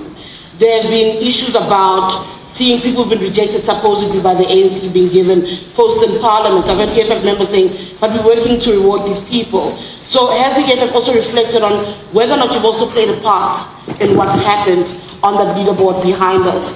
An issue of coalitions. You worked with The leadership did not hear the question. Make the question, Cyril. Yeah. Don't worry, we'll understand. Thank you. When the EFF looks at its current performance, have you played a part as the EFF in where you've come out, in those numbers there? In the past, every other election we've seen you grow. That's not the case in 2024. It's not just, for me, it's not just an MK question. Does the EFF look at itself and say, maybe we also need to reflect on what we should have done better? Right? That's the first question. Secondly, on the issue of coalitions, in 2016, you were in a working relationship with the DA. You're currently in one with the ANC in Ekurhuleni. Part of what the ANC keeps saying is that it wasn't a working relationship. As they look at coalitions now, they say EFF is not desirable because it's difficult to manage the EFF. Is that an unfair assessment from where you stand as you go to the table? And just very quickly, Vianney, last one. My last one, I swear. You have a list of your cardinal pillars that are part of what you go into negotiations with. Some are saying, based on your current performance, you're not going there to the table with the upper hand, that you have no right to dictate the terms You need to be more amenable to what is possible. That's it. Thank you. Okay, thank you very much. Comrades, let's keep our questions pointed and precise. Number 4. Good afternoon. My name is Tembi Lektele. I'm with Bloomberg News. The first question, just around the configurations that you're thinking of in terms of coalitions. I wonder if you would consider a government of national unity in which all parties that have reached an agreed upon threshold would automatically participate. Would you be in favor of that? That's the one configuration.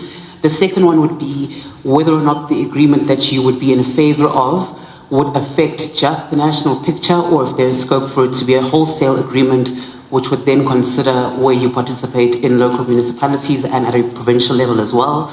And then please, the last one, if possible, will you wait for parties to come to you for these coalition talks, or are there parties that you've identified that you would like to make the approach to first? And which are those parties, if that is the case? Thank you very much. Thank you very much. Number 5.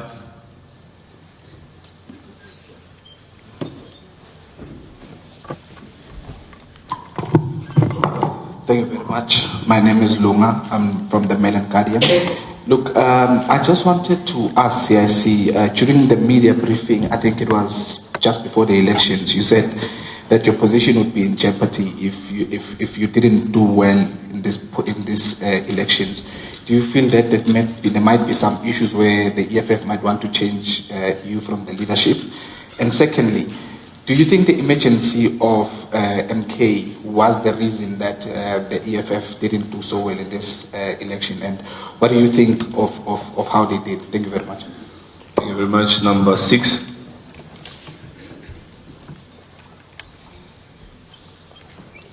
Let's move swiftly. Number 6.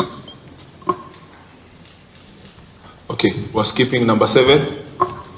Hello, Alexis Akwajiram. I'm the managing editor of Semaphore Africa. My question is, are there any preconditions with which you would deal with the ANC? And specifically, would you be prepared to work with the ANC only if Ramaphosa stepped down? I ask this because MK said they would not work with the ANC with Ramaphosa in place. Thank you. Number 7. Questions have been asked. Number 8, thank you. Good afternoon. My name is Mawande. I work for the Sunday World.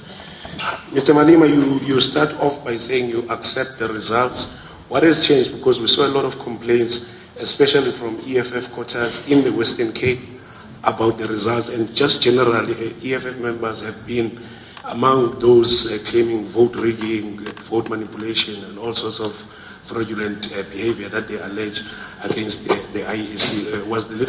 Does the leadership feel differently, or did something change between the heightened complaining and now?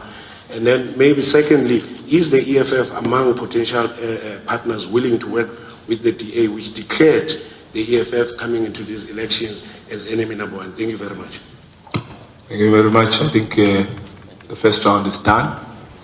We'll give it to the leadership, Commander-in-Chief. Thank you very much. We have just outlined our cardinal pillars and issues that we'll be demanding to the ANC. And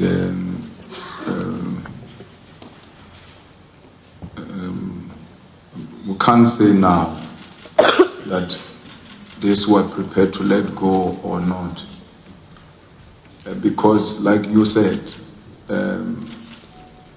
negotiations of this nature need you to be ready to compromise on certain things. But there are certain fundamental things that you know that these are deal breakers. For instance, the issue of land is not something that you can compromise on. But we'll go and engage, open-minded kind of an engagement, and then we'll take it from there. We want to work with the ANC. If there's any party that we can work with and work properly. is the ANC. Because ANC, when compromised, is not arrogant. And ANC, when it doesn't have absolute majority, and it happens that you share power with them, they never recover from losing power.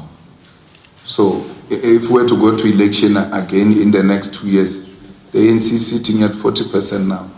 For sure they're going to come back with 15%.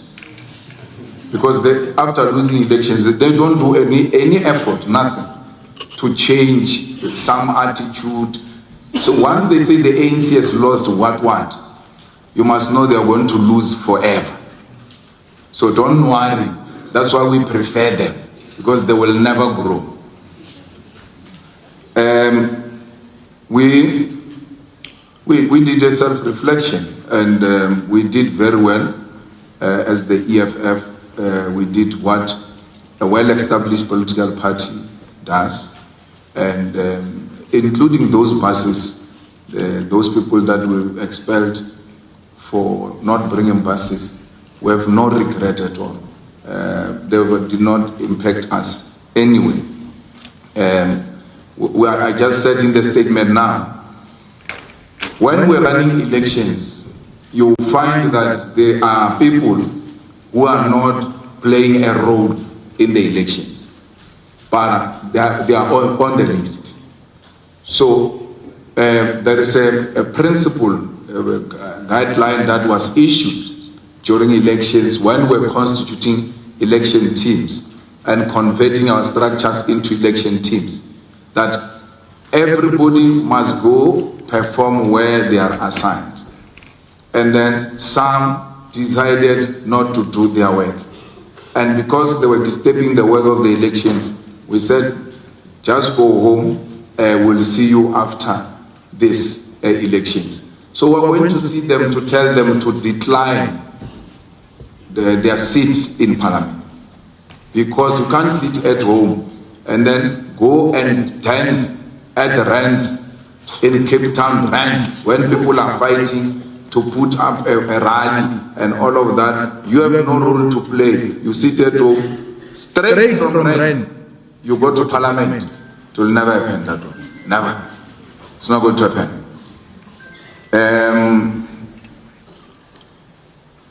Look, we are going to negotiate with the ANC the same way we did in 2016. We were stronger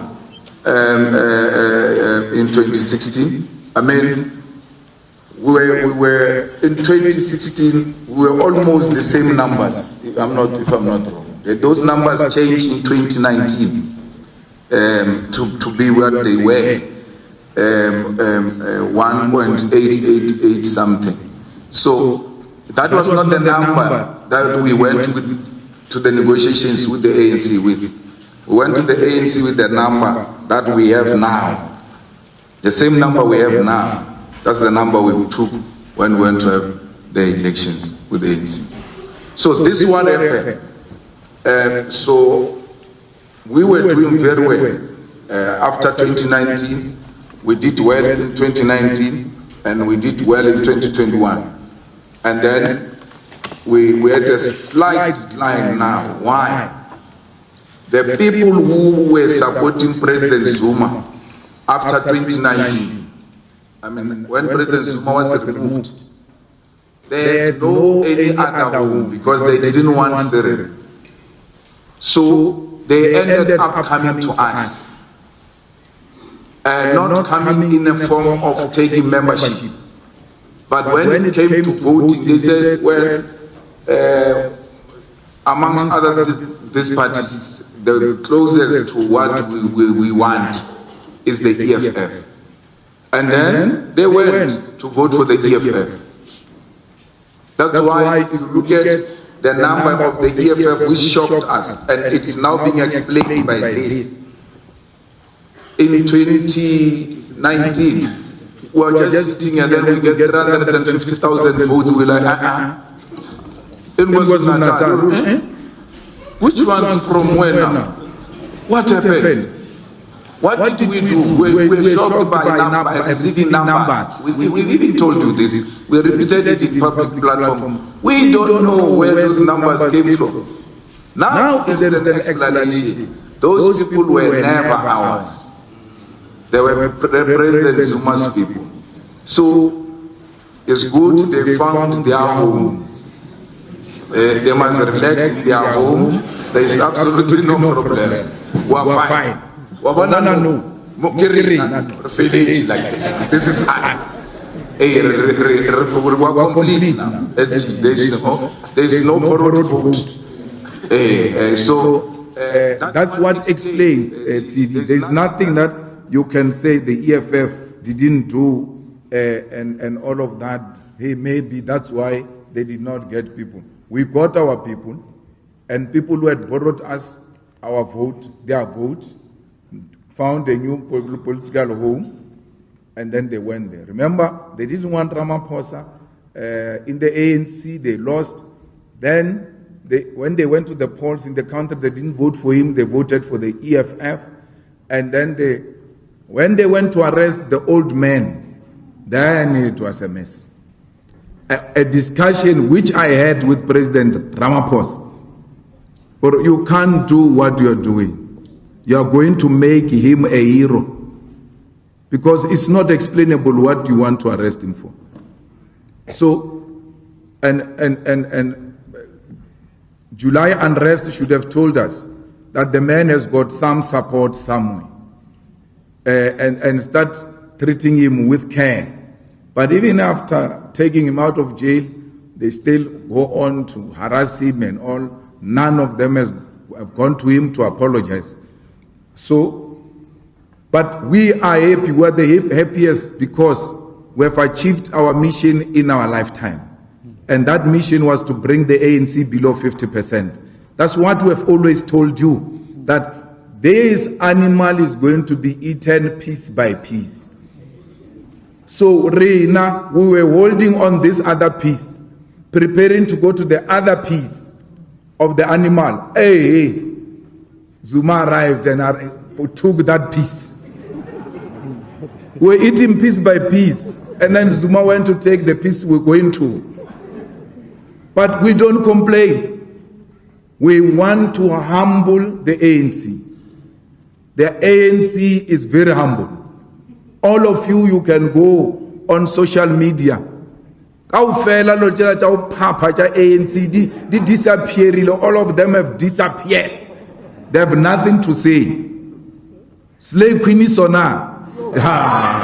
Some of Gauteng, Chelete never fight the slave queen. Shelters, Chaba, by for the slave queen. No more money for slave queens. It's done. We've taken the pest. The pest is gone. You can go and look at the ANC in Swan. Go and look at the ANC in Ikurule. Go and look at the ANC in Joburg. They are dysfunctional. They have no direction because they lost power during local government. That disarray, you are going to see it at a provincial level. Thanks to the EFF.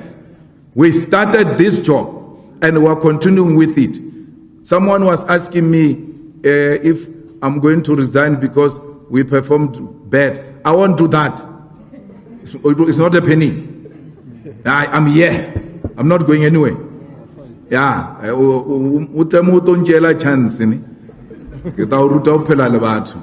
I'm in charge. I'm in charge. That must be very clear. I'm not going anywhere. I'm not going anywhere in terms of politics. I'm not going anywhere in terms of health. I'm not going anywhere in terms of age. Ours is a generational mission. It's not a popcorn that will just pop and disappear. It's going to stay. We have a staying power. And in Parliament, we're going to lose, if we lose seats, 2-3 seats. And we used to razzmatazz that Parliament. Before we were 44, we were how many? 25. We are razzmatazing it, 25 of us. So even if you take 3 seats, we're not going back to 25. We're still where we're not during that time of 25. So We are not a declining party. The footprint of the EFF is now confirmed that it exists in every municipality in South Africa. It gets its votes in every corner. It gets its vote now, TD, even in the suburbs. If you can go and look at the map of Joburg, you will see the VDs that EFF was taking in Midrand, in Centurion, in Randburg, and very interesting development. That we even beat DA in one of their stronghold. So the black middle class has found home in the EFF. They love the EFF. They vote for it. And they do so unashamedly. Proper progressive black middle class that is not money driven, that doesn't want to benefit from Rothschild, Rupert, Oppenheimer, Richard Branson of Virgin, what. Only blacks who don't benefit from that, the black elite, believes in the EFF, black middle class. So I can tell you now, go and check the votes of EFF in the areas where there are black people. You are going to find votes of the EFF. So, and then an organization like that you say is dying. It's not dying. In any election, there will always be dynamics. And the dynamic now is, there was an emergence of this party. Now we know it. What President Zuma did to us is what Mashaba did to us in Johanesburg. And then once we became aware, or there is a problem called Mashaba, we went to solve that problem. It's done. We finished it. You can go around and ask. For sure, he's checking quotations of hair products now. He's going back to hair. Don't have time. We came here making noise. We reminded him many times, now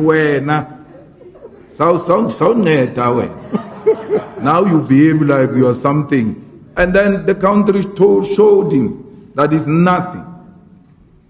And the rest of those other people who went to eat people's monies, they received so many millions, so many. They can only brag about one seat and all of that. The biggest loser in this election is the ANC. And we must never try to be clever and shift that to the EFF and want to project the EFF as if it has lost a province or it has lost a country. People lose a country, people lose a province. You want to say the EFF has lost. What? We have won. And Elgas Tokomen, the Tori Keria, Religamo di Officin, Jabu Ministara. Jam Mushu. Now this time on Ariatsena, I will Arto Emela. Hey, Arto Emela. Little negotiation, Janet Juria di Guamara. Yautena Ariatsena. Arto Emela or ring it Hagagai. Water.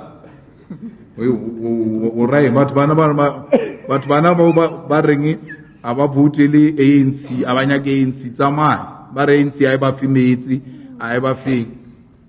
Zama manskralo chegarba vute jima bajile meitsi ya bola batho ba bona ba tlhokofala. Go and check when out to tawiti you are principle beyond principle. Rarta bonchana no liste is na gatar ga bonchana ANC is na go thelege ga bonchana lo mongwe. Because we have to sustain this organization. We accept the result, but it doesn't mean when there's a discrepancy there, you can't raise it. To raise a discrepancy does not mean you are rejecting the results, because that discrepancy may not have material effect. Even if you succeed, it will just give you are added 1,000, you are added 2,000, but it's to teach the IEC also a lesson and principle. and expose these shenanigans, that there are people who are swapping results from result slip and captured.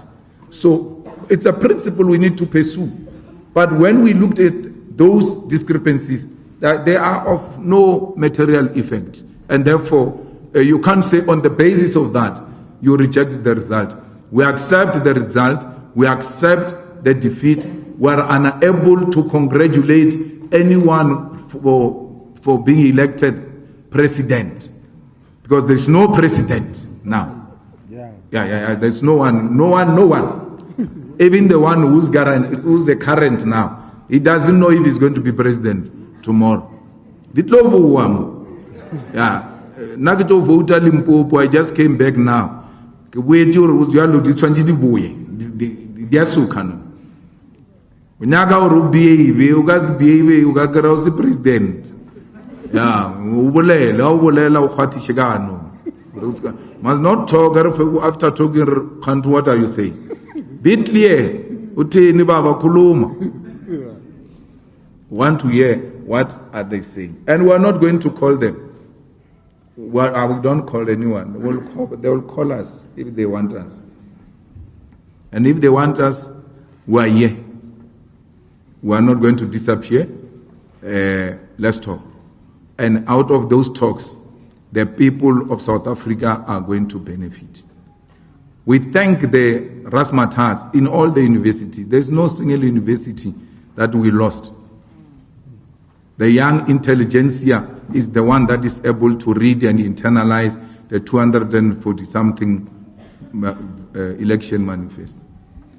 So, and we are going to do bashes for them. We are going to celebrate those victories in all those institutions where we won. We have told the Youth and Student Mobilization Committee, go back to thank those young people who stood on the queues and voted for the EFF. We must remain in close contact with our voters. Thank you. No, thank you very much. We'll take the last round of hands. There was a story of government of national unity. Mandela. We don't do government of national unity. We don't want it. So we want coalition. We don't want government of national unity. We will end up with the wrong people. Thanks, Commander in Chief. We'll take the last round of hands. And you must forever hold your peace if you don't raise your hand now. There are no follow-ups after this. There are many other businesses, as you have heard, that the leadership must be engaged in. So I'm going to start from the back there, the gentleman there. You are number 1. My sister, you are number 2. You are number 3. Is there any other? Number 4, 5, 6. Okay, I can't see you. 7. No, 6 is 6. I counted it. Another one? Okay, 7. Yeah, we see you. We're closing at 7. No, okay, that's fine. Number 1 back there. Can we start? Sir, you can ask your question. Faraz Patel from Hilal TV. Mr. Malema, I want to ask about the ICC arrest warrant for Benjamin Netanyahu and you have garnered. What is your take on that and how much of a litmus test this is going to be for international law? And added to that, obviously the EFF brought the motion to remove the Israeli embassy from South Africa. If the EFF is in a stronger position now to get it removed, what happens then? Thank you. Thank you very much. Sound guys, please give us a proper sound. Number 2. Good afternoon, everyone. Zoleka Kodashe from the SABC. Mr. Malema, I want to know, you make the comparison between Action SA and MK as being the new kids on the block, right? I want to know though, will you deploy or employ the same method that you used with Action SA? Or would you be willing to work with the MK party and to what extent? And if that is the case, and then we do see a relationship forming between the MK party and the EFF and potentially the ANC, would a precondition be that the president of the ANC step aside for that relationship to take place if the ANC does not act against him? Thank you. Thank you very much. We go to number 3. Good day. My name is Lisa Gatandwa. I'm from the Sunday Times. Mr. Malema, some have said that how you narrated your view on open borders might have hurt you in these elections, in that you were seen to be a bit antagonistic in your messaging. Have you reflected on that? And as well as when you say that you are going to ministries, are you still intent on having Mr. Floyd Shivambu as the finance minister? And my third and last question, well, it isn't. It was Steve's question around whether your negotiations, will they encompass the entirety of the country, or will you focus purely on national? Thank you. Thank you very much. My sister there, they skipped you, Lisa. Thank you. My name is Deborah Monyeki from Love World Set. Mr. Malema. Sorry. The last one. Okay. Lisa, can you please repeat your question, but make it point at the last one? Just in terms of negotiations, obviously with MK dominating in KZN, it kind of limits the conversation with the ANC in that province. So what kind of negotiations will you go into the ANC with?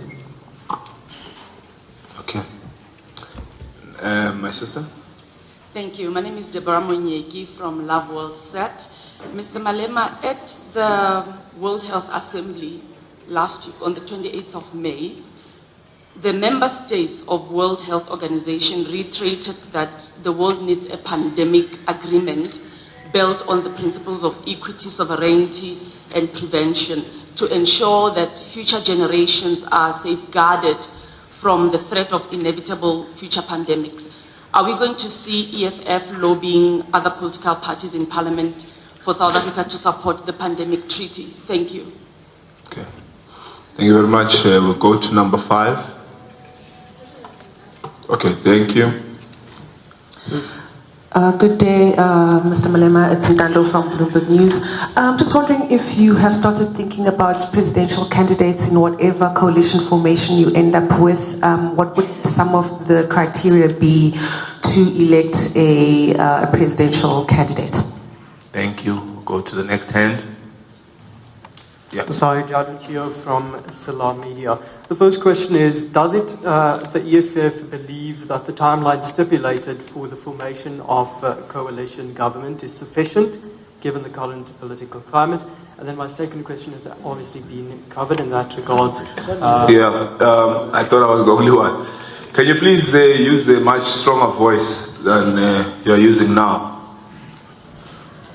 Right, the second question then, of course, having been covered is... No, we still can't hear you.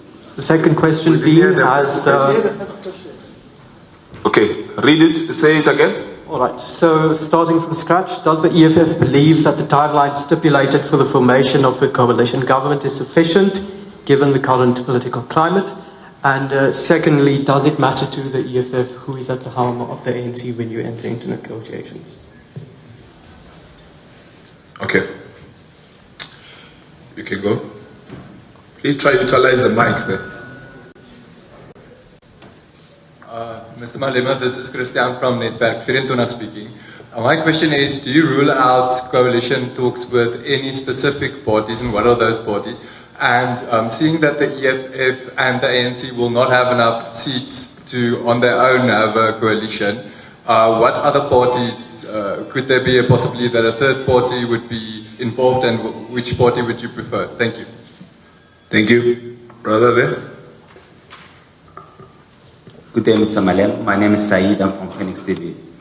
So my question is, given the experience from the municipalities, the idea of coalition, what lessons can be learned from this experience when it comes to the national government? Okay, thank you. The last hand.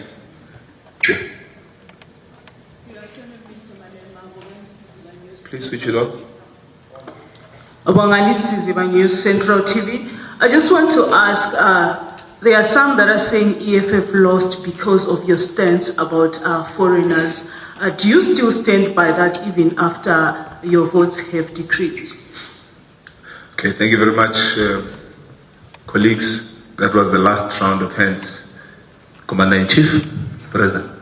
Thank you very much. The EFF welcomes the arrest of Netanyahu, and part of the engagements in the coalition agreements will be the implementation of the resolution of the previous parliament, which said Israeli embassy must leave South Africa. So we are still going to emphasize that. Action SA made it very clear that they are the enemy of the EFF. And the Action SA did not have a manifesto. Their manifesto was EFF. Everywhere Herman went was tweeting about EFF. EFF this, EFF that. Look at him now. He didn't concentrate on his organization. He's concentrating on other people's organizations. So we don't care about Action SA. MK, we are relatives. We are together. If they had to do saying they don't want to work with the ANC, there's no problem. But now we'll work with them. We'll work with the ANC and work with them also. There's no problem. We are not far from each other. We are one thing with MK, so there's absolutely no crisis. I get it if MK doesn't want to work with the ANC national, and then we work with the ANC national. There's nothing stopping us to work with MK in KwaZulu-Natal, and also in Gauteng. So Mpumalanga as well. So there is no problem. There's no animosity between MK and the EFF. So that's what you guys, throughout this campaign, you were trying by all means to try and create a division, and we refused to fall into that.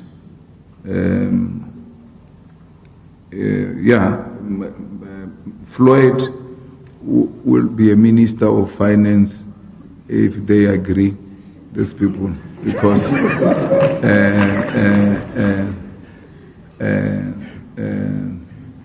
he's the most qualified in all respect. None of the people they've put there have got the understanding of that institution better than Floyd.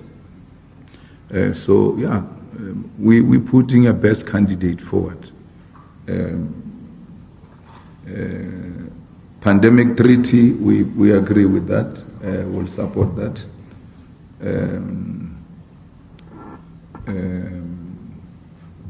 Open border, we're supporting foreigners and all of that. Okay, if this issue is the one that has costed elections for the EFF, why didn't this issue give Mashaba votes? It's not true what you are saying. Rena problem ya rena. MK. MK took our votes which it borrowed to us in 2019. There's no any other explanation other than that. If this issue was a concerning issue in South Africa, Gayton Mackenzie, Mabahambe with 2 seats, Mabahambe. They didn't help anyone with anything. You are not going to be made to compromise a principle to please non-existing voters. Our voters understand our message very well. Our open border policy is, we want Africa that is one. But you cannot do that before you develop the other economies of Africa. And you develop the economies of other African continents through making it easy for goods and services to move around the continent and individuals to move around the continent so that we help develop the continent. These people don't want to come here for the sake of coming here. They want jobs, they want greener pastures. We are a big country, we've got a huge capacity. We can develop their countries and benefit out of that in a huge way. And it's not something that you get elected today. Tomorrow you'll be carrying gates around you in a bag. We have removed these gates. Come. No. Doesn't work like that. You guys are just vulgarizing the whole point. People, 40-something thousand people, 41% of those voters voted for the ANC, which is the one that brought these people here. These people are here already, undocumented. They were brought by the ANC. Why are 41% voting for the ANC still? Because if you hate these foreigners so much, you must hate even a party that has made it possible for these foreigners to enter South Africa. Who has benefited from these xenophobic attacks in these elections? No one. Operation Dodola was contesting elections. They are not going to get anything. Back to the village where they come from. Don't have time. Bad time to vote to South Africa. Bad. So we are refusing. We are refusing to switch off oxygen machines. And if you comrades are saying that thing is the one that is costing us vote, I'll let it continue costing us vote. We are refusing to switch off machines. We are refusing to deny children, African children, to study in our schools because we are told they are from a certain country. But they are Africans. Our interest is to educate Africans. We cannot allow that. If this issue is going to make us remain the 5 of us, 6 of us, so be it. We're not going to retreat on a lie, on a scaremongering. The issue when we started in 2014 and 2019, it was land.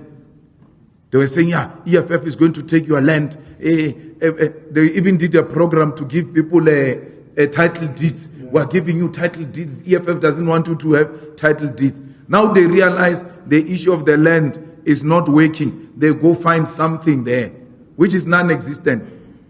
It's a lie. If you doubt me, go and talk to Mashaba. He will tell you how big a lie is this thing of being xenophobic. And then you think you are going to get votes. No. We don't want votes of tribalists, by the way. We don't want votes of racists. We don't want votes of people who thrive on the division of the working class. We don't want regionalistic politics. That's why we are national in character. And we reject regionalistic politics. We reject tribalism. Because tribalism is equal to racism. Once we start engaging in tribalistic politics as a country, you must be rest assured we're inviting a disaster in this country. Because the worst thing with tribalism is that it will lead to a situation where people fight in the same country. It will lead to a civil war. Tribalism goes straight to civil war. That's why we don't subscribe to those things. Someone was saying, why are the Limpopo people not voting for Malema in Limpopo? The Limpopo people are voting for the EFF. I don't want to be voted by the people of Limpopo on the basis of me coming from Limpopo. I don't want that. The EFF is not from Limpopo. It's Julius Malema who's from Limpopo, not EFF. So don't want to locate our organization into some province. We are a national organization. That's why we fight battles in every corner of South Africa, and we are going to continue doing that. Whether we are in government or not, we are going to fight for our people. We are not going to behave here like people who are riding on a high horse and then abandon the character of fighting for our people. We will continue to fight for our people. And what gives us courage is the young vote from the universities. It means we are growing with a generation. The old will die, the new will emerge. So, I used to say Ramaphosa is a big problem and all of that. Now, that issue is not my problem. It's not my problem.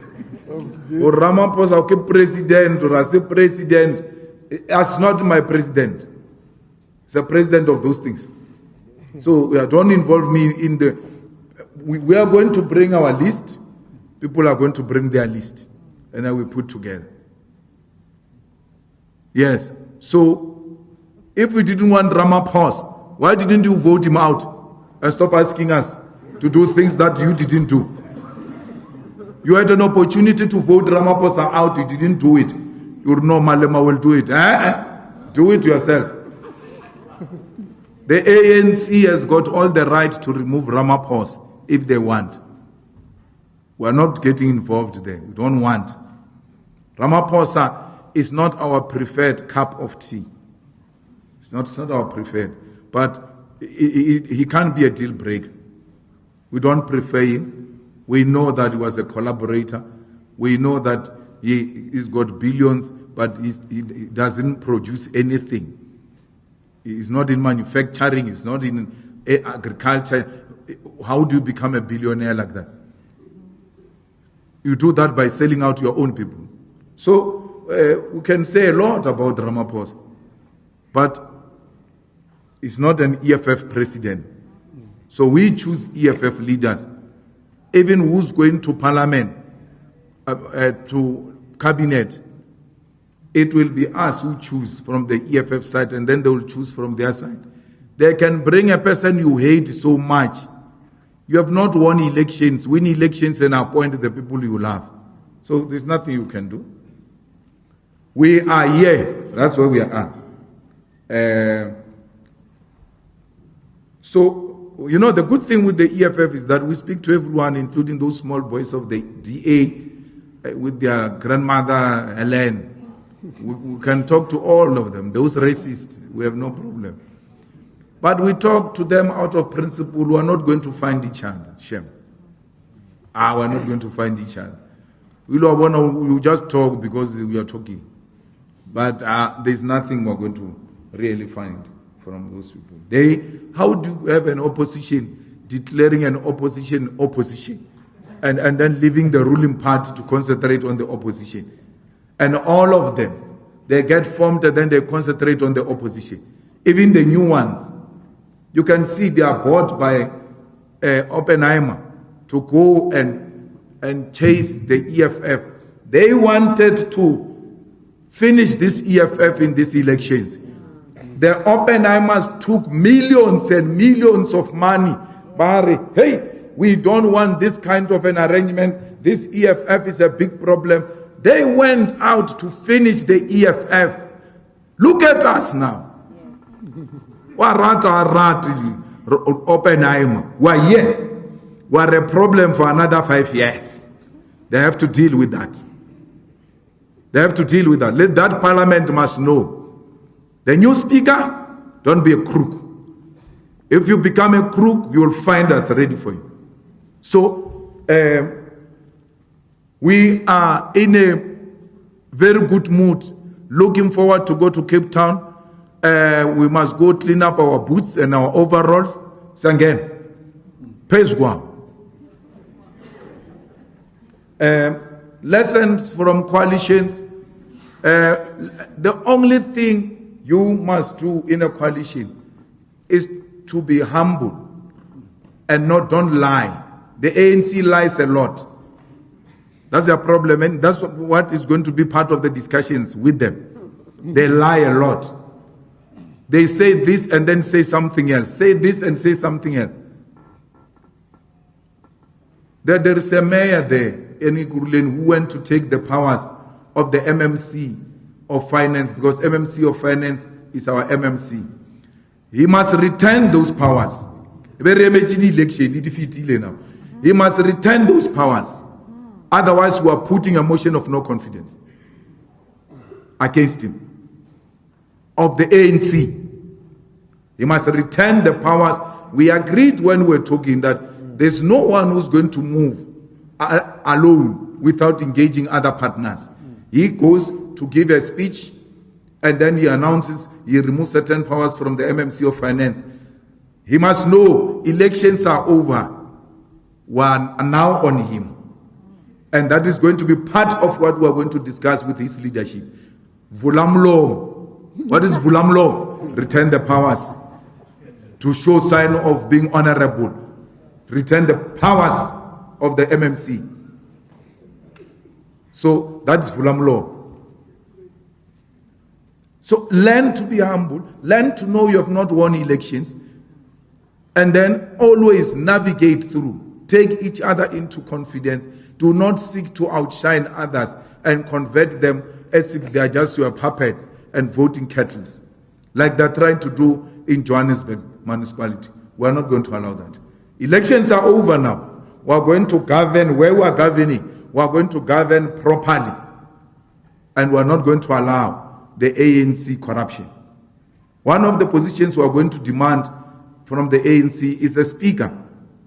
The Speaker of Parliament.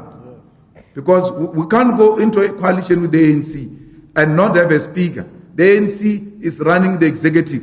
We have to run the speaker so we monitor them and we make them accountable. So the Speaker of Parliament might be sitting in front. So we really want to thank everybody. Thank you, media, those who covered us positively, those who covered us negatively. We understand. It's brown envelopes, they work like that. They make you say the things that you don't believe in. We defeated News 24 as well, because it was in a cahoots with our enemies. And then we defeated Daily Maverick, and we defeated Oppenheimer, Rupert, the Minel family. We defeated ENCA. When MK was overtaking, the first overtaking of MK by the leaderboard there. I was in a house where they were watching ENCA. Yes, sir. Those ENCA people were celebrating like the EFF has lost elections. So you can see that these people, they don't love us. They do everything in their power to get rid of us. We are not going anywhere. It's corner. And we are in all legislatures, by the way, comfortably. Too much.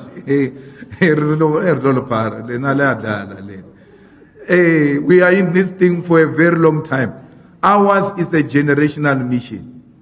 Ours is a generational mission.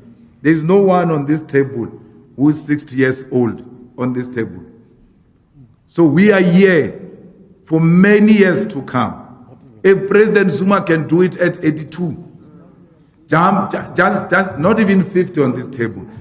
So if President Zuma can do it at 82, it means you are going to wait for me until I turn 82. Because I will be here.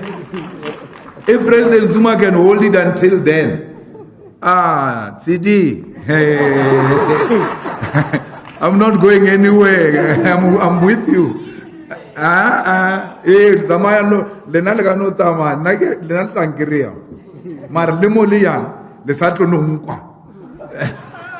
Thank you very much.